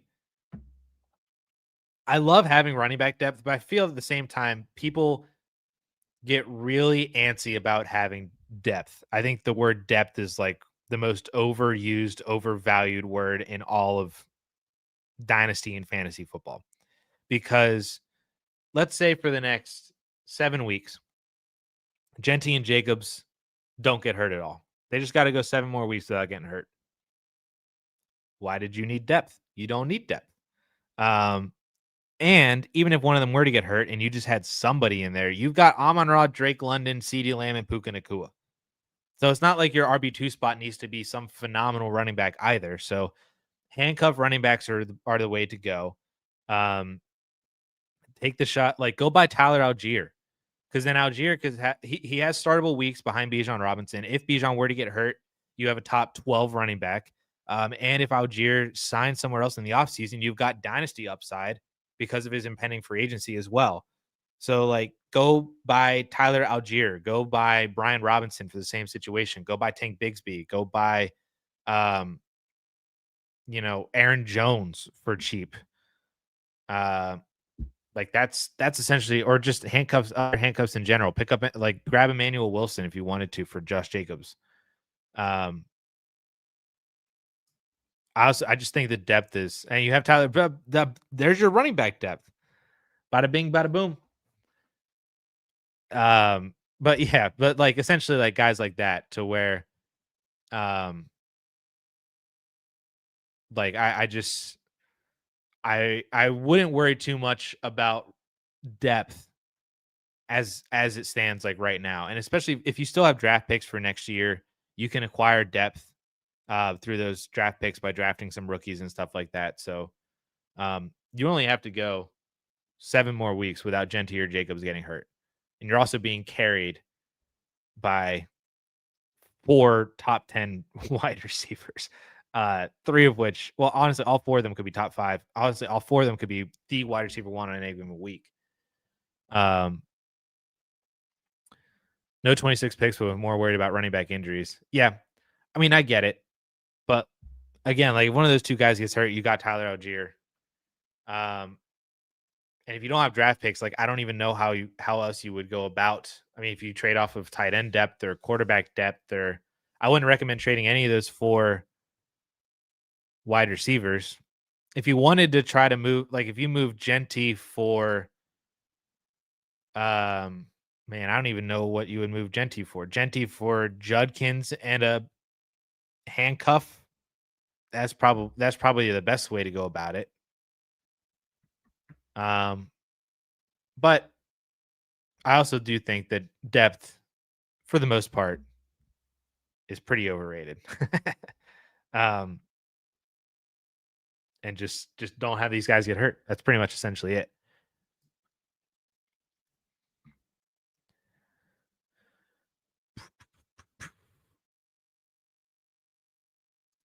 If you move off of Evans for a mid to late third, would you, or would you just hold him until he retires? I man, that is like the pick point essentially of like, would you just hold on to Mike Evans to hope that he comes back, or would you just re-roll with a third round pick and hope that you can hit on that guy? Mm. I If you're rebuilding, no, I wasn't even going to say that because the upside of Mike Evans coming back, the hurdles that he has is to get over the injury, and he's a free agent at the end of the year, so he's got to sign either back with Tampa Bay or in a decent situation. Um, so those are the two hurdles for Evans heading into next season. But if he clears both of them, like the injury, he could just come back from, and then if he just signs a 1-year deal to stay with Tampa Bay, he's right back in that same role. That's worth more than a mid to late third. I probably would keep Evans over mid to late third. If it was an early third, okay. But this class, as I've mentioned a bunch, doesn't have the depth. I'm sure I'm going to love people to draft with that third round pick. I feel like I'd rather just roll the dice on Mike Evans, just coming back and not being Mike Evans per se, but just being good enough, essentially. That maybe then you can get a better than a mid to late third round pick or two thirds. If you got two thirds, I probably would be fine with that. That's, but just one mid to late third, I'd probably just take Mike Evans. Is now the best time to try to move up in the draft? Have one mid, one late, first round pick, second and a fourth. Anything you try to suggest to make it work? Seems like a rebuilder wouldn't want to trade them now. Uh, Now I think would be an easier time to do it than when we get into the spring, but it still might not be like a great thing to do. Like if you could do that late first and the second and the fourth or whatever, um, for an earlier first, then do it. But like I wouldn't trade both those firsts for just one early first. Uh, so I'm not really one to just play the like trade up game either. Like I just feel it kind of goes into the play of like I feel like everybody just tries to like outsmart themselves too much, and I'm just like I'll just have the first. I'll give it shots. Like if I'll try to talk to a rebuilder and be like, hey, would you be willing to move that first back for my first and this second and a fourth? I'll shoot my shot, but if they say no, I'm not going to like press them for it. So you could try. I don't know if it actually would end up working, but if you can do it, then I would do it. Start two of these three this week in full PBR: Gadsden, Pitts, and Charbonnet. It is Gadsden and Charbonnet for the end zone. I'll play Gadsden and Charbonnet. Algier for the 211 or 212. Mm, I'll probably take Algier on that one. Yeah. Yeah, I'll take Algier for the upside for the remainder of the year, and then the upside in free agency over a late second in this class. Would you sell Marks and Pittman for either 26 or 27 first in one quarterback? Yes, I would do it for either. Don't really have a preference. I'll just take a first. Pick two, flex between Henry, Watson, both Vikings running back. So Henry and Aaron Jones. That one's easy. Pick two between Rico Odunze, AJ Brown, and JMO. This one's much more difficult. This one is RJ Harvey. That's the easier one. I mean, I think you got to play Rico just because it's Rico. And then between AJ Brown is flex 41 for Paulson. Odunze is flex 42. Thanks. That doesn't help.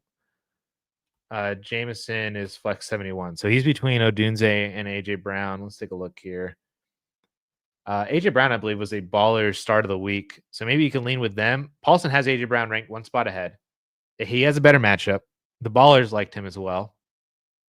So I'd probably go with AJ Brown. Rico and AJ Brown on this one. They did all drop a lot of value. So yeah, so I guess Caleb is like the one like from this year's class where he just lost an absolute massive ton of value. Besh and Kyle Williams, at least though, were like mid to late seconds. So I wouldn't like when you're especially that comparison was more just for like a first rounder, essentially, of like first round picks, like don't lose value. Like the other ones, you could say, yeah, I want to move my second from a weaker class to a stronger class. I'm fine with that, but it's more of the first round picks. Caleb is an example from this year, definitely. But I mean, you usually it seems like you get like one a year. So if you just don't hit that one mine, you're fine. But even if you went 2 for 3, you had 2 players that held value, one that tanked. I still think you win, and especially with the upside of maybe you hit on both those 2 other players. They both gain value, or one especially like you drafted this year's Emeka Ibuka, like one of the wide receivers massively took off. Jonah Coleman ended up being, this year's like Amarian Hampton or something like, or this year's like Devon Achan. There's that upside too, just as there's the downside of hitting that one mine of dead value, because it was Caleb Johnson this year. Who would it have been in 2024?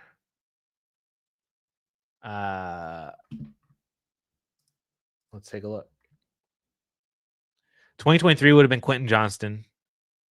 2022 would have been probably Christian Watson. If I'm not really counting like the quarterbacks, I guess. 2021 was a quarterback. That one was Trey Lance. And then 2020 was Jalen Reagor, right? So there's been like one mine every year. Who was 2024's? Oh, Brooks. Duh. I gave it as the example, Jonathan Brooks.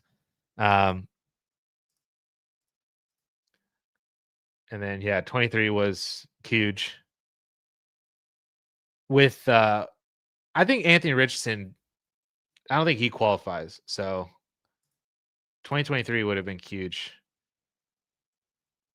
2022 was, you could argue maybe JMO to a degree. Oh, Sky Moore also would have been in there, depending on if Christian Watson was a first round pick or not. Because I know some people really like James Cook and Rashad White. So Watson may not have been a first round pick. Sky Moore definitely was, though. So you could probably qualify Sky as more of the mine in 2022. 2021 was Trey Lance. Sermon to a degree. He wasn't really as much of a first round pick, but I fought against him hard.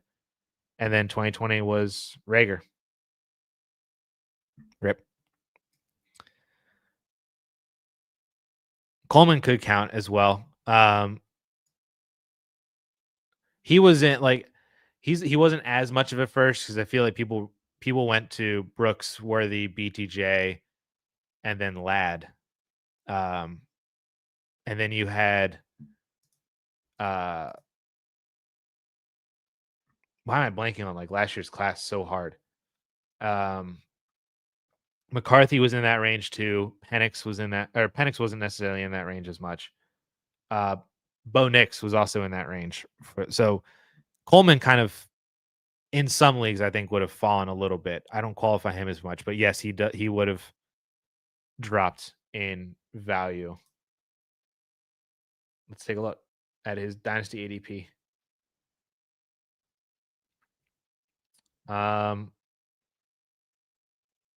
So May, his ADP was around 66 and 1 quarterbacks.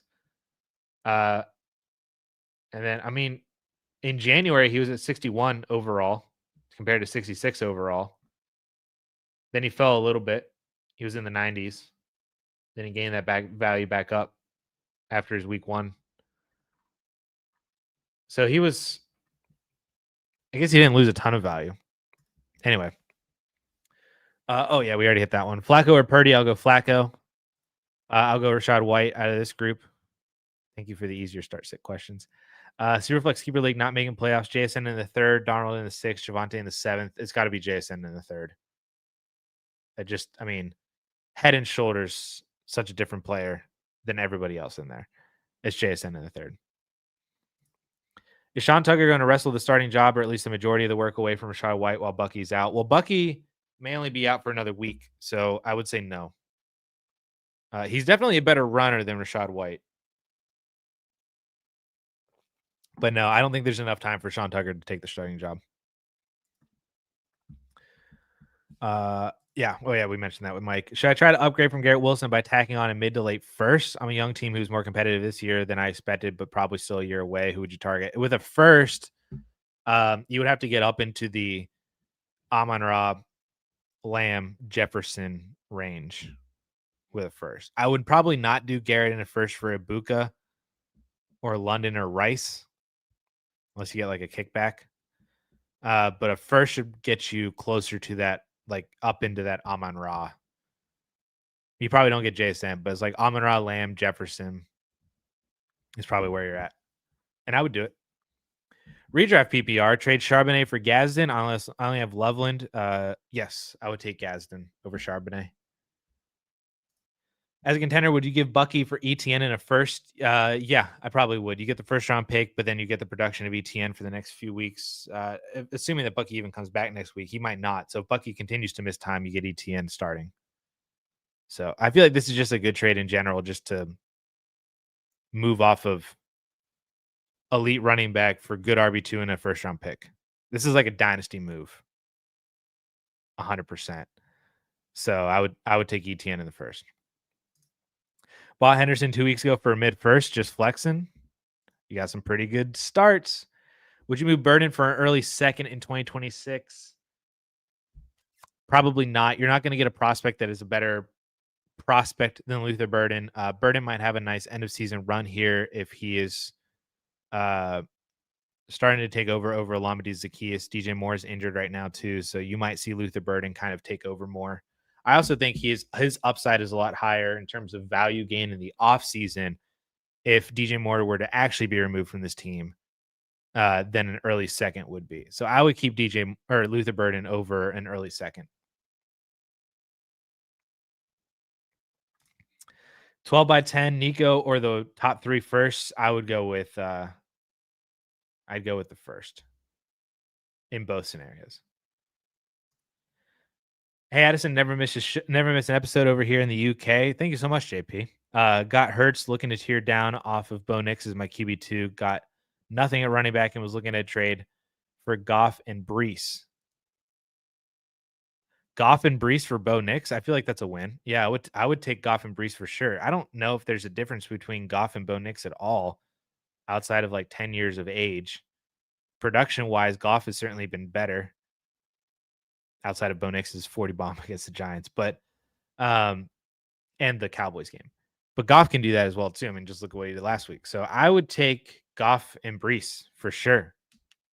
Yeah, that's a great deal. Someone in Eric's league is in full sale mode and has Trevor Lawrence and Brock Purdy on the block. He wants a first, second, and a player. I offered that, and likely. How crazy should I get if likely is a no? For both of them, or just one? First and a second and a player for both of them is a pretty solid deal, especially that player is Isaiah Likely. I mean, you could upgrade Likely a little bit if you're getting both. But you're not doing this deal for one of them individually, right? So just one? Nah, I'm not doing it. I'm not paying a first, second, and a player for either one of these quarterbacks right now. If it was both, for sure. But no, I'm not doing this for either one of those. I would rescind your offer.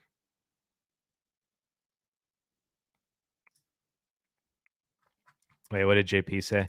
I would likely have to throw in a second or a player of that value. Yeah, that's fine. That's fine then. That definitely evens out the trade a little bit more. But I would still take the Goff and Brees side.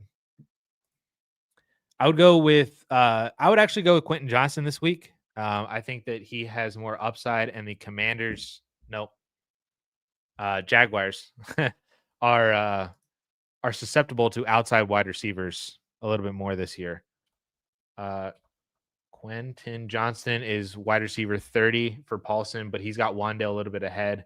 It's probably it is in a PPR league. They're only separated by 1 PPR point.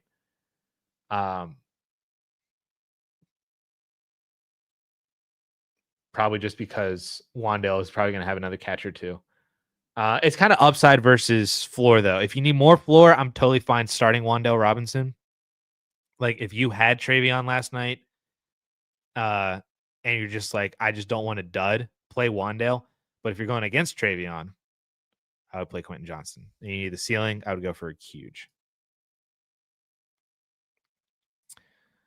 Hit that thumbs up button. Thank you, John.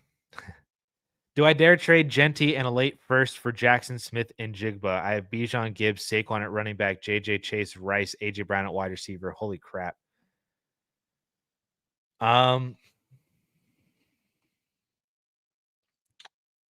Could it be Saquon in a first? That would be my first ask. I don't think I would do Genty in a first. That's a lot. If it was Saquon in a first, I would do it. If it was, yeah. If it was Saquon in a first, I would do it. I don't think I would do Genty in the first. I sent Jaden in a second for Hurts on the number 1 seed team. That's not terrible. I'd probably rather have Jaden though. I mean, Jaden might be back in a couple weeks. He's not on IR. He might be back. I'd probably still rather have Jaden in a second. But I mean, I'm never gonna say no to getting Hurts as well. And it's not like you added a lot either, just a second, especially if it's your late second. 12-team Zero Flex PPR league currently at 8-2 and got the trade deadline on Tuesday. Why are everybody's trade deadlines so early, man? That sucks. Currently running with Caleb, Darnold, Cook, Chase Brown, Jason, Ibuka, Rice, Odunze, Gadsden. Should I upgrade anything? I mean, I would love to upgrade Caleb or Darnold to just like a better quarterback, a guy that I can trust a little bit more. But I would say you don't need to upgrade anybody at wide receiver. I'm totally fine with Gadsden at tight end. You got Cook. Chase Brown has a really good rest of season schedule. I wouldn't say you necessarily need to upgrade any of your starters, but if you got a better quarterback, that would be where I would probably go. But it's also not like a super urgent need for you to just like make a deal. Because you got a really good lineup. I mean, you're 8-2, so you've got a really good lineup. Need to hear this. Have people shaking me down for guys like Dowdle when I have a stacked wide receiver room and JT and Travion in my running back spots. Hoping Benson actually plays again soon to round me out. Depth 10 by 10 Superflex FPPR. Any suggestions on this team? Have all of your future picks. Yes, you should do this. Sorry, I just saw this over here and I was like, if this is an inbox offer for you right now, you should take Ladd and RJ Harvey. Sorry, Chasing Breakers, back to you. Feel very good about my team, but trade deadline is next week. Why is everybody's trade deadline so early, dude? So trying to sort if there are moves to make. This last draft class in general is looking really shaky outside of the running backs and tight ends. I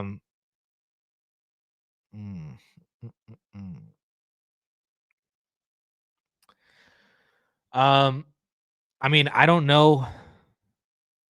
Again, I don't know what there is. Like, you got Herbert and Drake May, which is phenomenal. You got Jonathan Taylor, who's probably just going to win you this league. Henderson's been great. Benson's probably going to come back. You got Chase, Puka, London, Odunze. Come on now. You got Gadsden and Fannin. I mean, I don't know what there is to do. Win the championship and then draft players next year. That's all you got to do.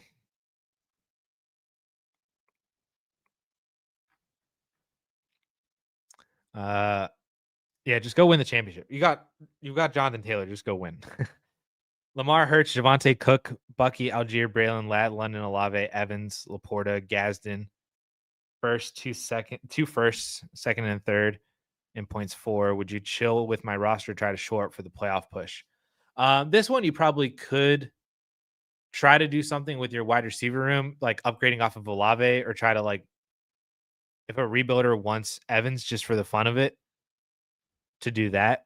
That's probably where I would look at is your wide receiver room because it's not as solidified as the other guys that we were talking about with their rosters. I mean, Ladd and London are great. Olave's been really good too, but like you could either upgrade Olave or just go buy again. I keep pointing to Jalen Waddle because Jalen Waddle I think is going to be so freaking good.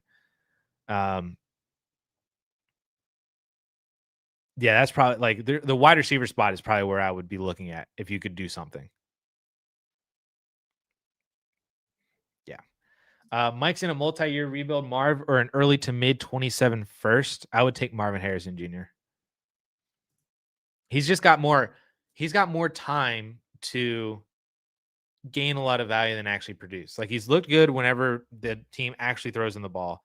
So imagine what the dynasty community, just the fantasy community in general, is going to say whenever Jonathan Gannon and Drew Petzing gets fired. Kyler Murray is no longer the starting quarterback. We get a different quarterback in there with a new offensive system. He's just going to gain value without even having done anything. It's just the system around him. So you've got more time. I'd rather have Marv.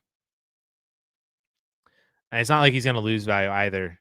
I mean, he could lose value if he doesn't do well next year. But there's also the upside of him gaining a lot of value that you could just sell him in the offseason for maybe more than early to mid first, just because his situation is going to get so much better, probably. Flex Ted, Addison, or Gadsden. I would probably go Tedero McMillan. What does Paulson say? Paulson's got Ted at 28. He's got Addison at 22, but they're only separated by less than a point. And he's got Gadsden at in the same range, 12 points as well, PPR points. I would probably go Tedero McMillan plays Atlanta. I forgot about that. Okay, I'll switch. He's got Addison ranked the highest, and it's the better matchup. So I'll play Addison. I'm fine with that. Although Gadsden, I feel like offers more upside. So if you need an upside, I would play Gadsden. But I think Addison's just like a nice, good play. I forgot T-Mac was playing Atlanta. 12 by 10, Superflex Titan Premium send Omarion and Dart for Marv in a top 3 pick. I'd rather have Dart and Omarion Hampton. Give me the quarterback. And I'd probably take Omarion Hampton over the top 3 pick. I would take Hampton over every running back in this class. It's not Jeremiah Love. So if it's not Jeremiah Love, I would take Omarion Hampton. And I'd probably take Dart over Marv. So I got offered BTJ, Travion, and a first for Garrett Wilson. Yes, absolutely smash accept that. Just Garrett Wilson. Yes, take the BTJ side for sure. I'm surprised you even asked. I would have just broken my finger accepting that deal. Jefferson for Neighbors in the third. I'll take Neighbors in the third. That's fine. You can just move over, get the extra third. I'm cool with it. I would probably push for a little bit more, but it doesn't need to be a lot more. I would do the deal as is with Neighbors in the third. I would probably push for a little more, but yeah.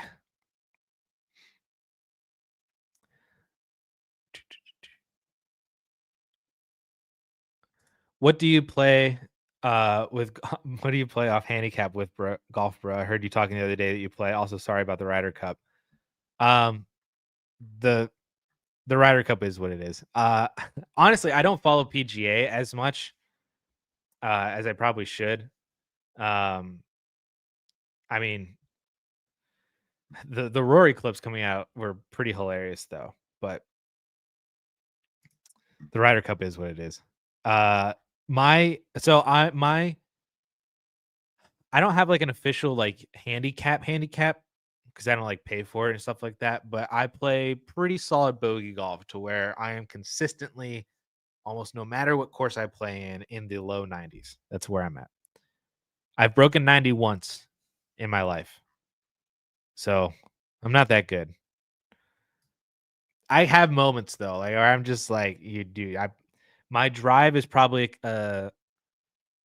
like a nice, like, 280 yards, just to give you an idea of where I'm at yardage-wise. My drive is probably, like, 280, my 7 iron's, like, 160, 165.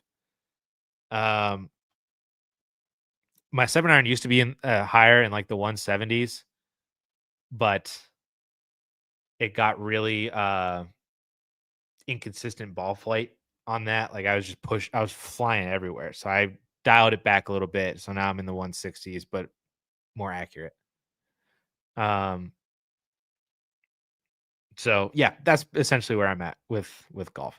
And I didn't play a lot of golf this year just because we have a 1-year-old, so I felt super uh guilty about leaving my wife with our 1-year-old more often than not this year. So I only played like twice. I played in a scramble with my buddies that we play in every single year. Maybe once. I think I might have played 9 once after work in the summer, and then a random Saturday, maybe. But I'm in a golf league, indoor golf league on Tuesdays. I don't know if that actually I don't know how accurate any of that stuff is, but I at least get to swing. So, and it is very addictive and it is the most frustrating sport I've ever played. But it's always that you hit that one perfect shot and you're golden for the next like 30 shots until you slowly start to slip back down into madness. Then you hit that one shot again, you're right back up on cloud 9. Oh, it's so much fun. But but yeah, I'd say I'm like a bogey golfer. So I don't know what the handicap is for because your handicap isn't 18 if you're shooting 90, right? The handicap is like something else. What is your handicap if you shoot 90? I guess it is 18. Your handicap is usually 1 to 2 strokes lower than your average, so your handicap would be 14 to 16. If that's what I'm in the 90s.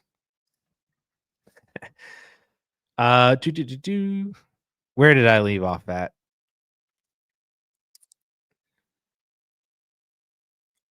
Uh Michael, thoughts on this trade? I'm rebuilding. So when Garrett Wilson went down, I traded Olave, Jalen Warren, and Mike Evans for Mike Wilson in a second and JT. I like that a lot.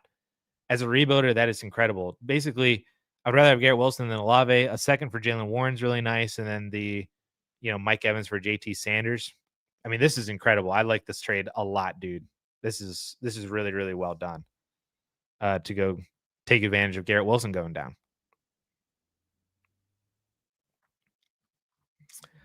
12 team, 1 quarterback, 2 wide receiver, 2 flex. Need to win out to get into the playoffs. Any suggestions?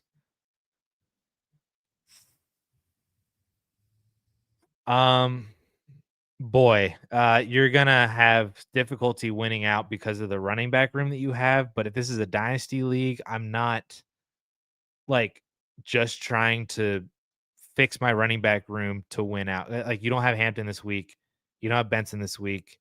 Hopefully Vidal does well. Hopefully Walker does well. May didn't do all that well for you last night. Puka London. Laporta may not play. I don't think he's practicing today. So you got Gadsden. Um, is this a dynasty league or is it a redraft league? I guess would be the question. I'm assuming it's dynasty. But because like if it's redraft, you could try to make things happen with Hampton and Benson and Walker just to give you some points now. But if this is dynasty, yeah, it's dynasty. If it's dynasty, I'm not like you can't sell Hampton just to get points on your team now to try to win out over the next 3 weeks. Actually it's 4 weeks, right? 11, 12, 13, 14. And you already might be behind the 8 ball because of Drake May last night. Not that May hurt you, but it's just like he had like 16 points or something. So I would, if your deadline's coming up, honestly, I would probably look to see if you could just trade Kenneth Walker or Diggs. Although you had, if you did you start Diggs, I guess that would be a positive thing for you. I'm assuming you did because you have 2 flex spots. If you started Diggs, that's probably helpful. Um, and then yeah, you probably can't trade him unless your deadline's like next week before next week's games. just can you like go buy Jalen Warren just real quick? Go pay a second for Jalen Warren, or is Demarcado like out on waivers? You could start Demarcado. Okay, so you did start Diggs. That's good. All right, that's good. Because he was really good. Yeah, that would just be like if you wanted to try to get a cheap shot on a running back, like Jalen Warren gets, Cincy this week. You could try to get uh like go buy Rashad White for cheap for at least right now against Buffalo, or Amari DeMarcado, or the Barkley owner's team is falling apart and we're close to a deal, but that owner is super inactive due to work right now, so it's a slow moving trade. Um I mean, you would have to get that deal done before Sunday, 100%, right? So if you end up winning this week, that deal could still be alive. If you lose, what's the trade? Can I ask what the trade is? Because Saquon's on my iffy list of if he's even worth buying. But I get it though. If I don't do the Genti deal, would Waddle for the 27 first be better?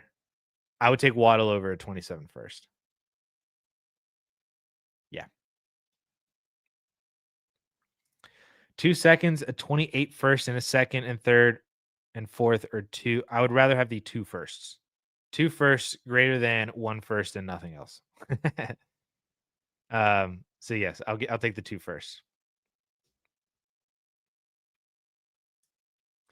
What do you do in a rebuilding league where other managers refuse to trade even when they have a dire need to? I can't get a third for Aaron Jones or a fourth for Vidal after trying for weeks. Um, you join another league. Uh, um, there's nothing you really can do. I mean, I can't just like give you like an AI prompt to make them finally say yes to willing to trade with you. Um, I I guess you're just stuck. Maybe you try to take even more of a discount. Can you get a fourth for Aaron Jones? So at least you get something. But I mean, like there is no like, or maybe try to sell Jones and Vidal for just one third. Like I don't really know what to say. I just other than just playing a different league. Because I can't just like sit here and try and I don't have a way for them to say yes, essentially. And then you just got Aaron Jones and you're rebuilding and you can't do anything with it. Uh you're just kind of like stuck. It's just yeah, that's unfortunate. I don't know. I'm sorry. I wish I had a better answer, but I just don't know. I'm scrambling for a tight end with Laporta looking like he might not play. Otten and Ertz are on waivers. Who do you recommend, or throw out some other possible tight end that might be streamable? I would play Kate Otten. If you can add Kate Otten, I would pick up Kate Otten and play him. What does Paulson have? Paulson has Otten as the tight end 9, right ahead of Sam Laporta, actually. And he's got Ertz at 14. So, yeah, he would say to pick up Otten, too.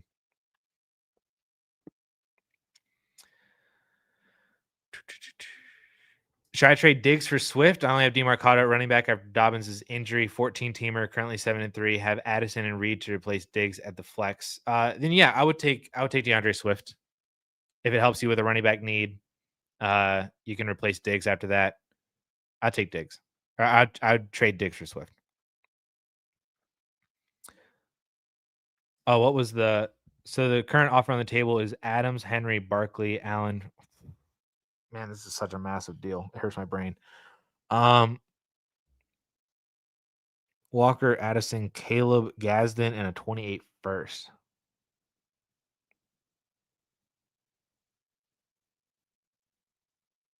Is that Braylon Allen? It's not Josh Allen, right? Is it Josh Allen? There's Keenan Allen. There's too many Allens. We gotta normalize a first initial. Only one QB though. I mean, but it's still Josh Allen. Upgrading off of Caleb to Josh Allen was incredible. All right, so let's see here. So I would take. Well, let's just say I would take Henry over Walker. We can kind of let's try to piecemeal this. Henry over Walker. Uh, Addison and Adams. I'd prefer Addison, but Adams is all right from a dynasty standpoint. Adams is going to be more productive for you. Gazden and well, Allen over Caleb. Allen over Caleb and Gazden, we'll say. And then a first for Barkley. Yeah, that works.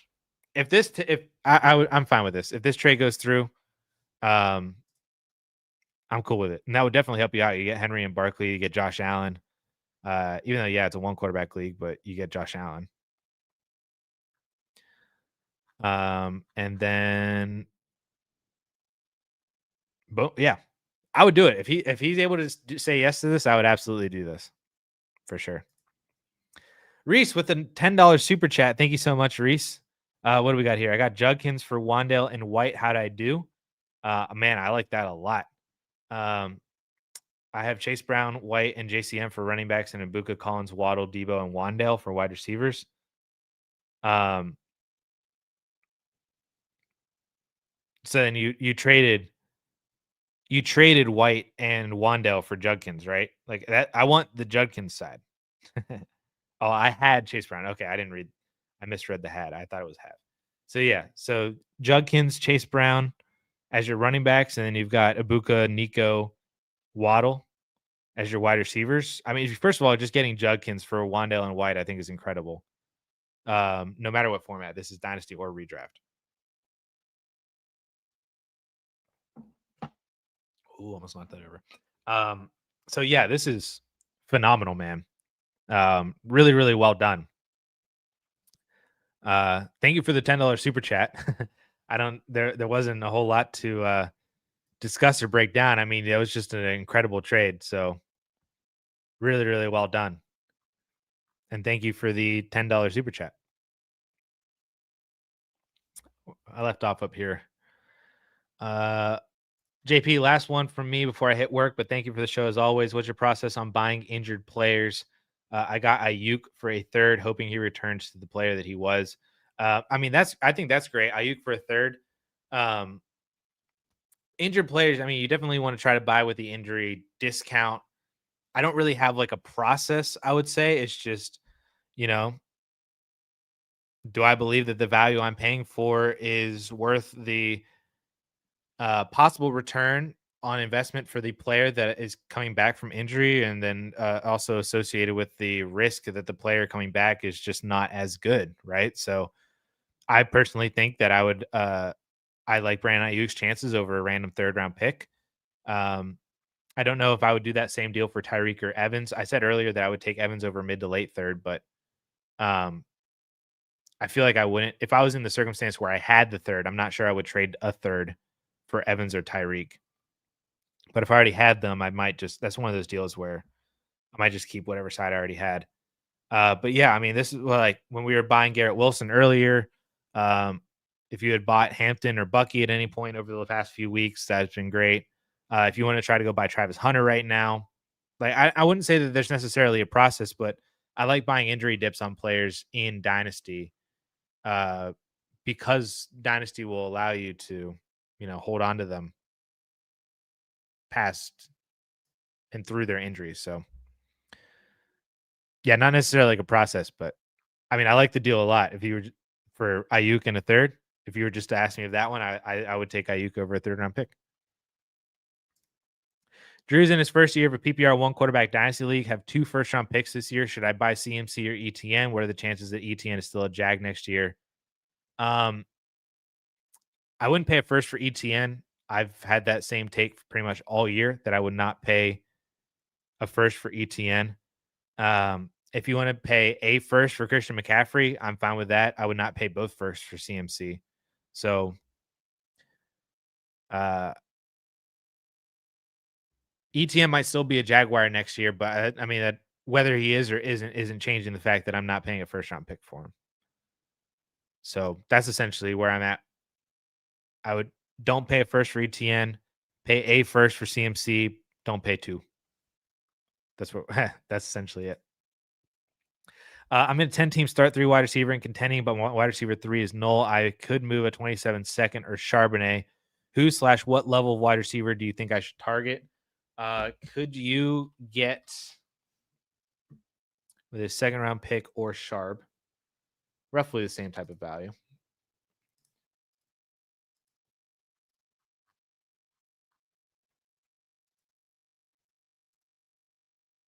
Khalil Shakir. Maybe take the shot on Alec Pierce. Maybe it is if you wanted to try to buy I was gonna say McLaurin, but I don't know. Without Jaden Daniels, or maybe with Daniels, but then even his injury himself. Luther Burden could be maybe somebody you could try to maybe package both of them, and then you get like Devontae Adams. Maybe package both, and you get Ricky Pearsall. Maybe package both, and you get Michael Pittman. Maybe package both, and you get Jameson Williams, or Devontae Smith, or Zay Flowers, or Addison, or somebody. That's you got to be pretty lucky on that, I think. But those would probably be the players that I would go for in that kind of range. Because like I wouldn't pay a second for like Keenan or anybody. I wouldn't pay a second for maybe a second for Juwan Jennings. Jennings isn't bad, so maybe you go with him. But like I probably wouldn't do it for Judy or Myers or Christian Watson. I wouldn't pay a second for Debo. Maybe you pay a second for Diggs. Wandale, that might be a good one. Yeah, those are the names that I would be looking for in that kind of value. What's the most most I would pay for Diggs is that second. I would like to pay less for Diggs, to be honest with you. But if you wanted to pay a second for Diggs, that's not terrible.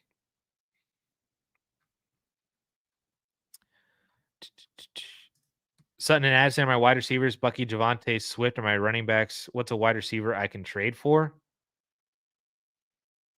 I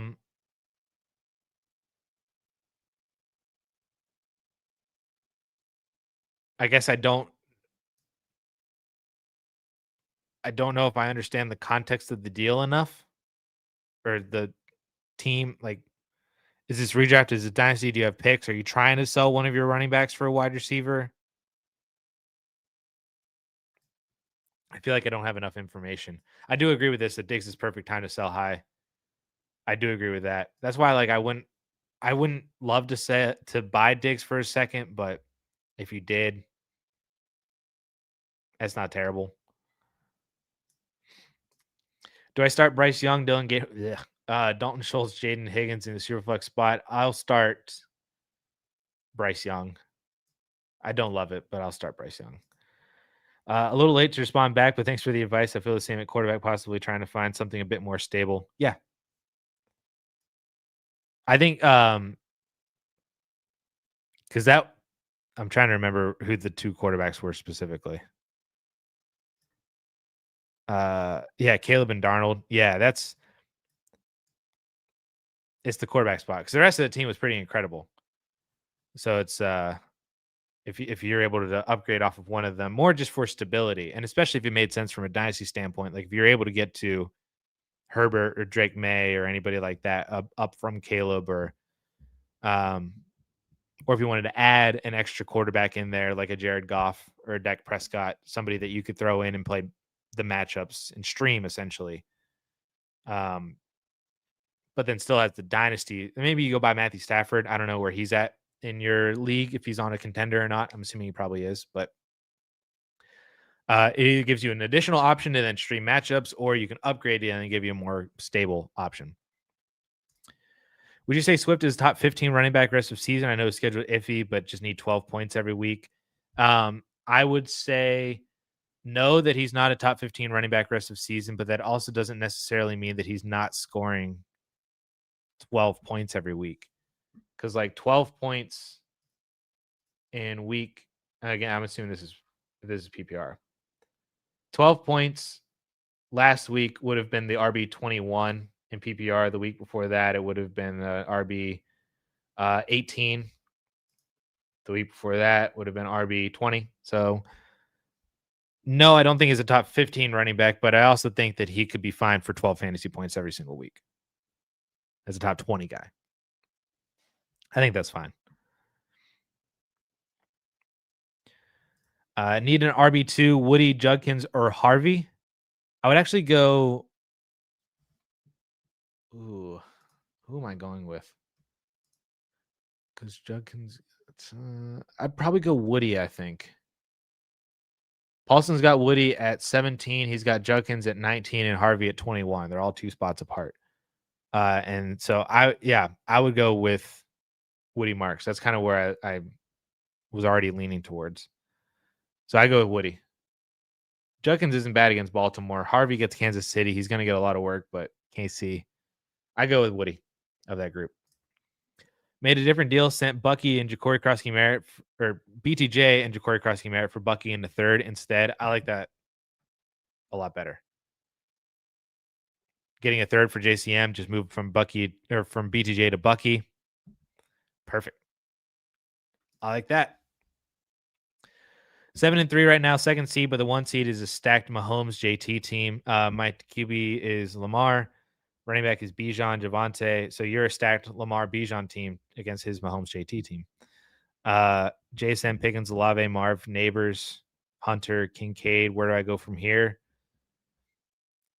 The issue with the issue with a lot of these questions, especially whenever you're competing like that, is like there's really nothing that you can do. Like, are you gonna, if you try to like optimize your team, like sure, like I could tell you the same thing of like move Neighbors for Amon Ra or Lamb or Jefferson or London or Ibuka or Rice. But I would do that just anyway. So it's like if like somebody said trade Warren and Pickens for a better wide receiver, you could do that too. I like Pickens a lot, especially from a dynasty standpoint. If it was Warren and Olave for a better wide receiver, you could do that. But it's like you got here for a reason. You're 7-3. You have Lamar Jackson, Bijan Robinson, Jackson Smith and Jigba, and George Pickens, and Chris Olave and Dalton Kincaid. If you want to upgrade off of Dalton Kincaid, you could do that too. But it was like it's just like I am not in personally, I'm not in the mindset ever of like I've now gotten to be 7-3 or 8-2 or 9-1. And like all of a sudden now I've got to make moves because whatever got me here for some reason is just not going to start working again, you know? So it's like I'm just not in the position of trying to make my already top 2, top 3 team even better. Just ride it. Like you don't got to spend draft capital. You don't got to try to move over to win now teams. You don't got to try to. You could try to, like I said, move off of Neighbors. You could try to upgrade off of Kincaid, upgrade off of Olave. But like, as long as you do deals that are already deals that you would have done already prior to you being 7-3, just do that. You know.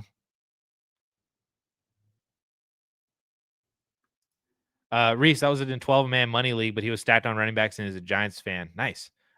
Also start Flacco or Goff this week. I think I would start Flacco. Goff against Philly isn't terrible. Paulson does have Flacco. Where's Goff?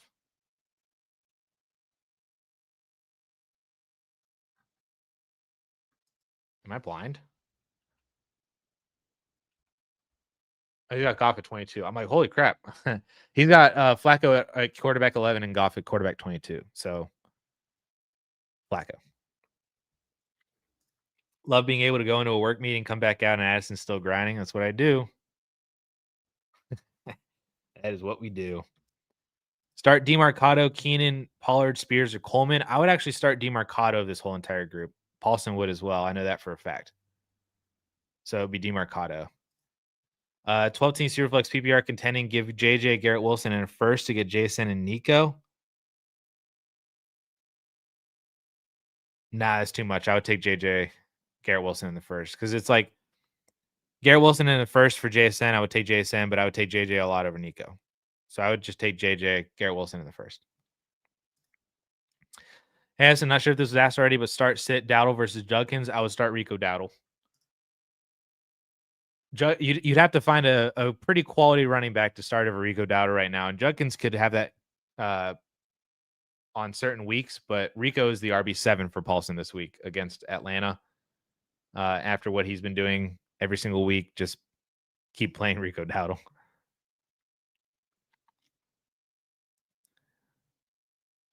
Burrow must start against Caleb when he comes back against the Ravens. I would say that he's not a must start. Playing Burrow the first week back on a I don't want to say a hastened timeline, but it was a rather quick turnaround. I would not play him first week back from injury, especially if he's not as mobile. That could be rough. Assuming he's even back, I would probably play Caleb that week. I'll take Rashee Rice here. Yeah, a late first and Garrett Wilson for Rice, bump up a whole tier. Love it. No, Cody, yeah, you're good. I would keep the Garrett Wilson JJ side.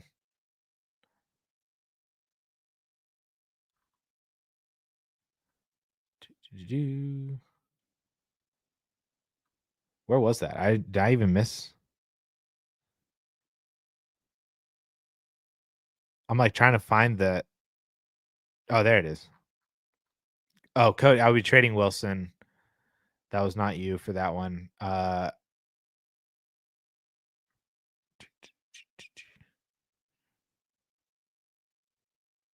trying to find where the trade was. Anyway, I'd be trading Wilson. Sorry. Yeah. Wilson for Tet. Oh, this is okay. My apologies. I thought you were talking about a different trade. I would take Tetero McMillan. What would you need to be added to Tet for you? I would take Tetero McMillan. I would take Tet already over Garrett Wilson. Especially as a contender. I would take T-Mac. Who did I leave off? Who's a better choice for this week? Sean Tucker or Rashad White? Personally, for me, it's Rashad White. I don't think Sean Tucker is necessarily a bad play, but I would take Rashad White. And yes, Cody straight up. Played Diggs last night, have half PPR, Waddle, a big boo. Somebody's a Ballers fan. Devontae, Rome, or maybe just like Rob Gronkowski.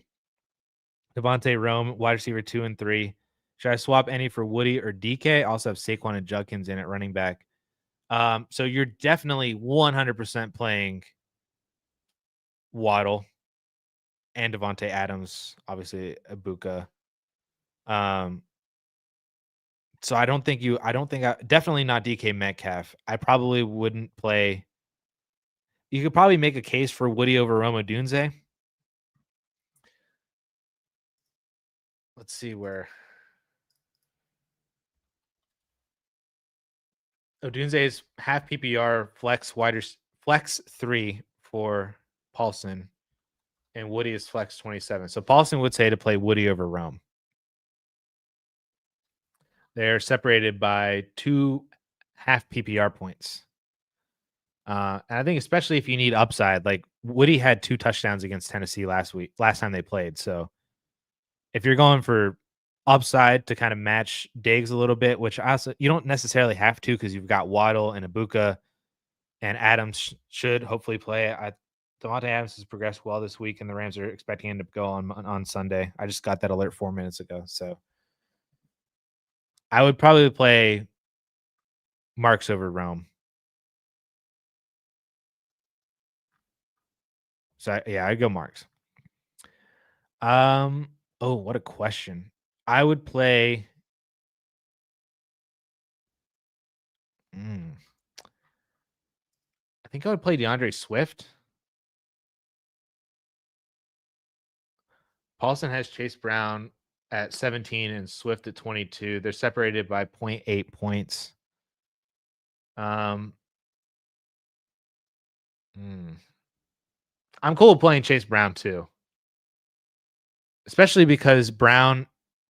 Yeah, yeah. Okay, I'm gonna switch. Brown doesn't have the backfield sharing that Monungai has.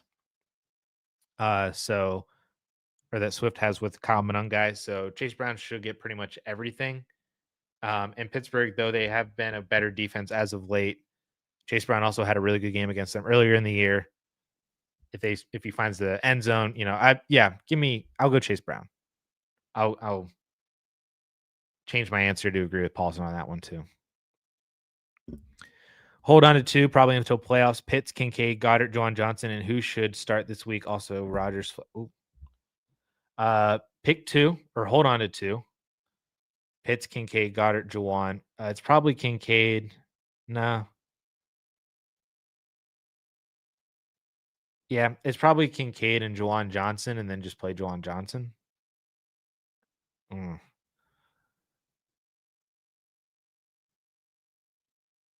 In terms of start this week, I think my start is probably Juwan.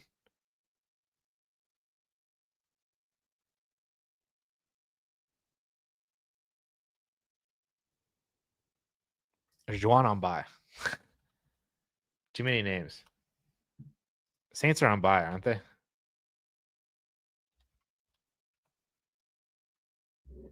Saints are on bye, so you can't start Juwan this week.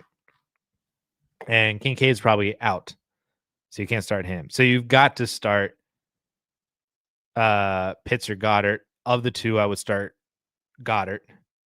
And then if you want to keep Pitts and Goddard, that's totally fine. I don't really see much of a difference between all 4 of these tight ends, so I don't have like a preference in terms of who's a better start or who's a better hold for the rest of the year. Now, as for the Rodgers Flacco Goff, I would play Flacco.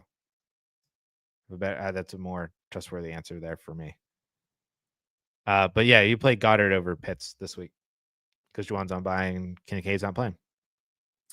Thoughts on Michael Wilson? I think he's a pretty solid start this week. Jacoby Brissett has done pretty well for the Cardinals, so I would, if you've got him, you don't have any better options, I would play Michael Wilson.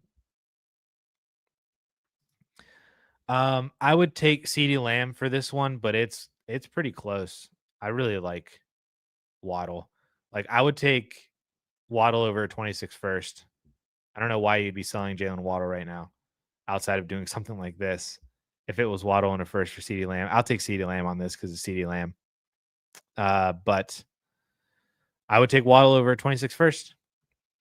Thoughts on trading Sutton or Monty for an early third?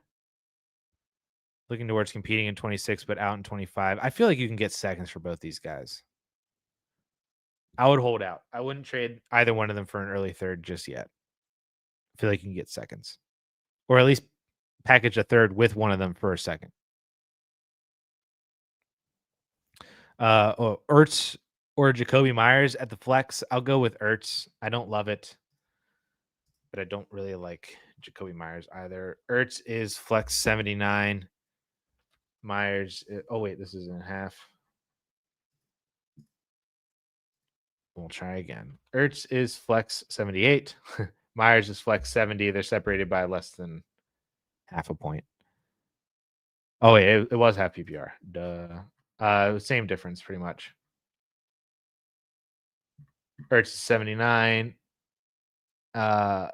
Myers was 73. They're separated by less than half a PPR point. I would go Zach Ertz, personally.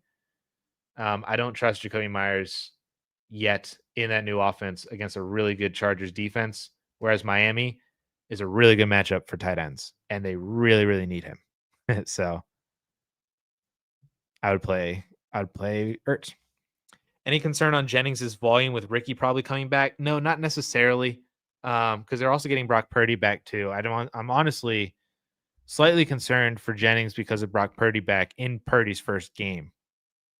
Uh, but I think Purdy likes Jawan Jennings more, and we haven't really we didn't really see an issue between the two of them earlier in the year when they were both healthy, last year when they were both healthy. Like I'm not really concerned about it for Jawan Jennings. Obviously, it's not as great, but if it makes the offense any better, I'm not opposed to that either because there's that upside as well.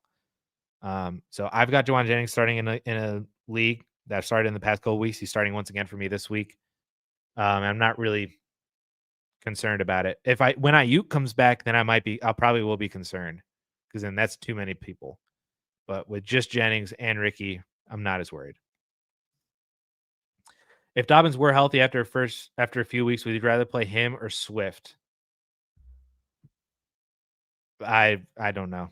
Um, Probably Swift, but I don't know how I would answer a week 16, week 14, week 15, week 16 start sit question right now. um, Probably Swift though. Would you trade Diggs and Woody Marks for Ibuka? Yeah. I don't even know why you asked. I would take Ibuka. Woody Marks is a good RB2 or flex for the rest of the season. Is he trustable in fantasy? He has been trustable for the past few weeks, and I would continue to trust him at least for the remainder of the year. Dynasty, it gets a little iffy, but for the remainder of the season, I do think Woody Marks is a pretty solid RB2 for the rest of the year and should be trustable for sure. He's been trustable so far.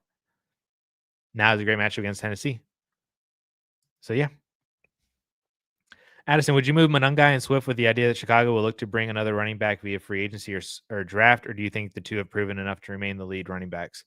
I do think Ben Johnson wants somebody else. I don't know if that happens this year.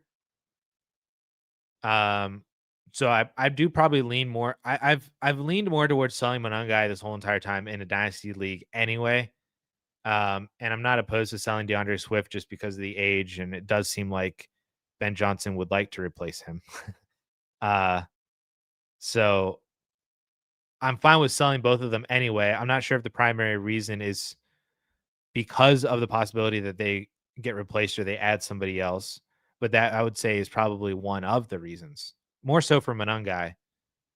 Um, but I would say yes, they could be sells, with one of the reasons being they might get replaced. Because it does seem like Ben Johnson doesn't love it.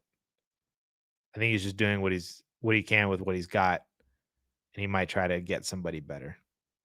Like if they draft Jeremiah Love, gone instantly, gone. But there's not a lot of running backs that would instantly come in over both Monungai and Swift. There's running backs that could come in over one of them individually, especially if they let go of Swift. But it's really just like Jeremiah Love. Like if they were to draft Justice Haynes, that would be really bad for Monungai. It wouldn't be good for DeAndre Swift, but Swift would at least have receiving upside because Haynes doesn't really have the receiving upside. Coleman could come in over both of them. I do think he's that good of a player. Love would instantly disintegrate both of them. But there's not a lot of other running backs either. And free agency, I don't think has like any massive names that could really take them out as well.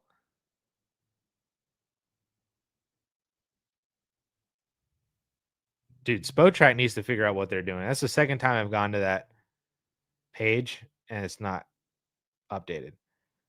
So that like Brees would do it for sure.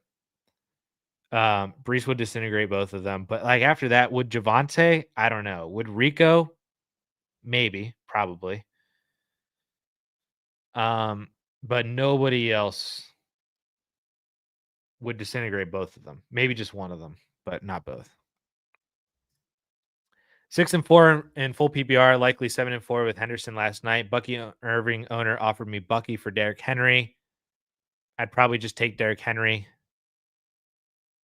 I don't like 1-for-1 same position deals where there doesn't seem to be like a clear reason to do it. So I would take I would just keep Derrick Henry because he's healthy.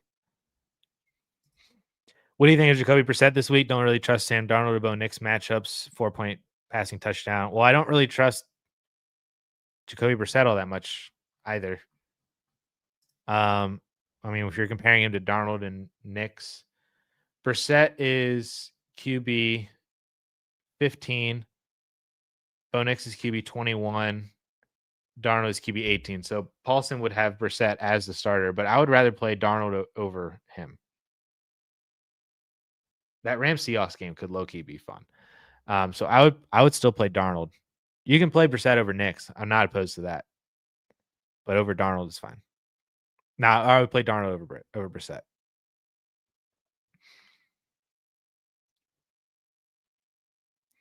No, I would keep Henderson and Benson as well.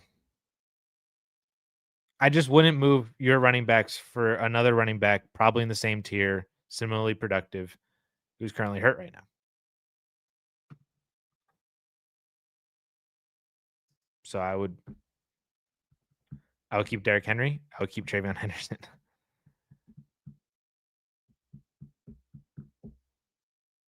And there we have it. 2.5 hours. Woo.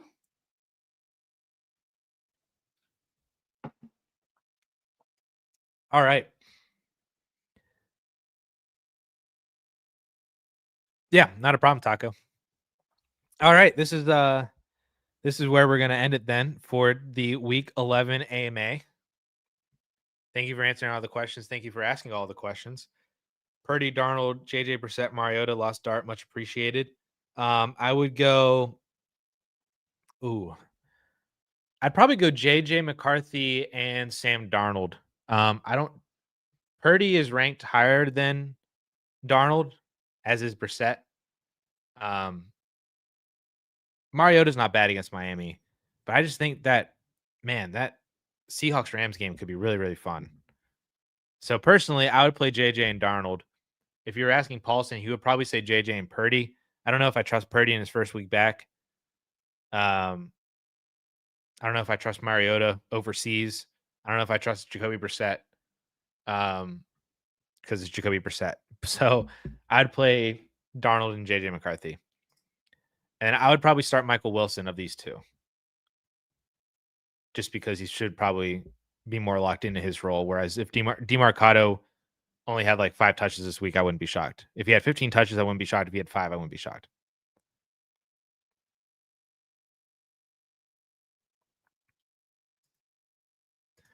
For the future, how are you feeling Rico versus Woody?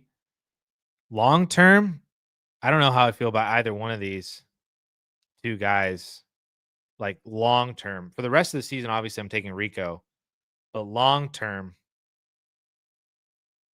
I don't think I want either one of these guys. Like if you told me both these guys were backups in 2026, I would 100% believe it.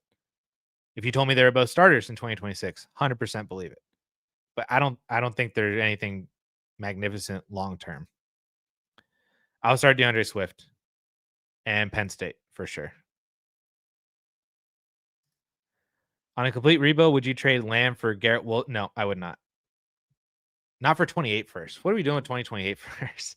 I feel like we have a lot of questions over the past couple weeks of 28 first. No, I would take CeeDee Lamb in this one.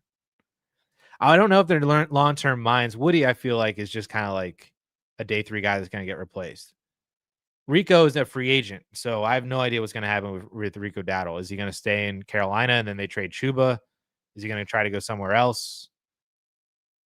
I have no idea. If he was like how Deonta Foreman was, who went from Tennessee backing up Derrick Henry, then was great at the end of that season whenever Henry got hurt, to then Carolina, who was great that season after Christian McCaffrey got hurt, and then he went to Cleveland and was just like, I would. If you told me that's what happened with Rico Dowdle, I totally understand that as well. But if you told me that Rico was still a starter and was still a top 15 guy, I believe it. I think Woody's maybe more of a mine, but Rico, If you were a rebuilder, would you trade Henderson? And for what? He's on my taxi along with Harvey. Trading either, just hold, still tanking to get 101. If you get a first plus for Henderson, I would trade him. I don't think you're necessarily in dire need of trading him, especially if they're both on taxi squad. And especially if this is a taxi squad situation where you can keep them in year 2. So if you can keep both these guys on taxi squad next year, uh, I mean, you could trade them, but it would take a first plus, I think, at this point to trade away Henderson. But again, it's just like you're selling off of young guys as a rebuilder who've gained a lot of value.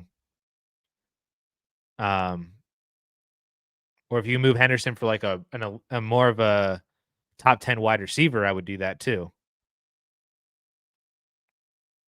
101 Love is the pick as of right now, I would say.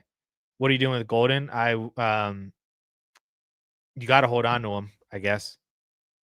What would I do with Gold? I would not have drafted him in the first place, but I would hold on to him and just hope that he has a good end of season that then you sell him. Yes, I would take that for Alvin Kamara. Dude's dusted. All right. We got a flurry of questions there at the end. Got Golden as throwing. Oh, okay. So then you didn't draft him. That's fine. So then I would just wait. I would just see what happens, and maybe you could sell him for a little bit more than what you got as a throw-in, I guess.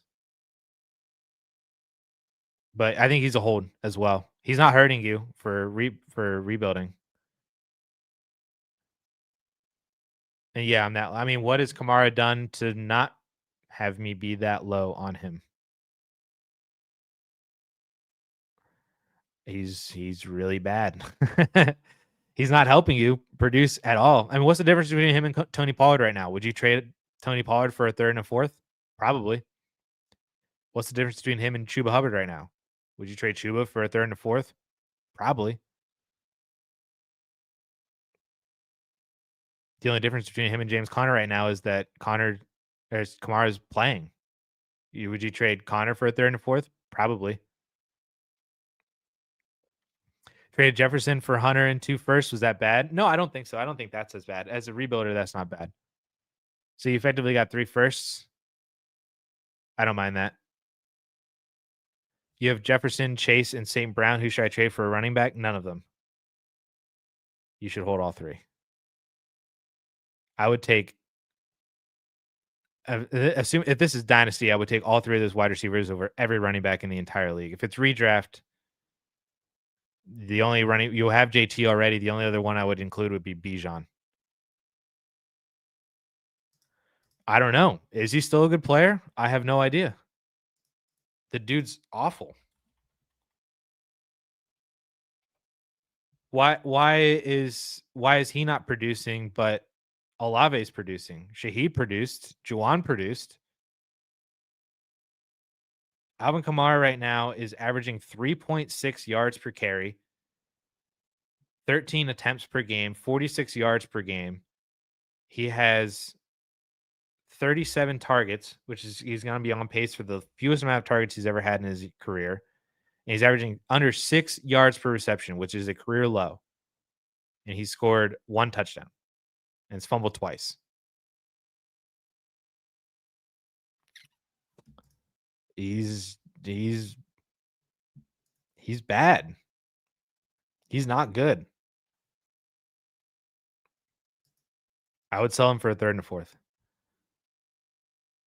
Any buy lows on a rebuilder right now? I would go Tyler Algier, maybe Tyjae Spears, maybe Brian Robinson. You could look at Jaden Reed.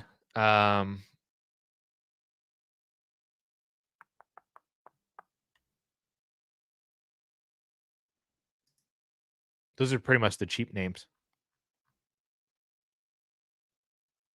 Ricky Pearsall, maybe.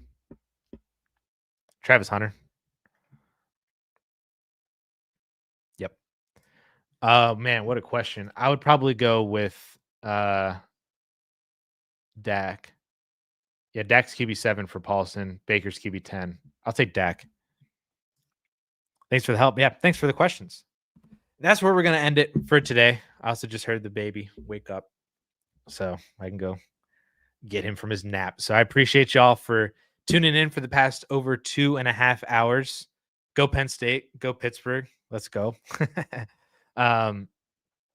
We'll see if they win this week. We're 5.5-point favorites. I'm tempted to take the Browns or the Bengals to cover that. I don't know why we're 5.5-point favorites. Must be because we're at home, but our offense is trash. Their defense is trash too. Anyway, appreciate everybody for hanging out for the past 2 hours and 40 minutes. If you have any other questions or anything like that, drop them into the comments of this video or any of the other comments on the DLF side. Keep Emeka Ibuka in that deal, Baylor Bear.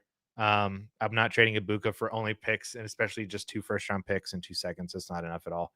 It doesn't matter if you're not contending this year. Keep Ibuka.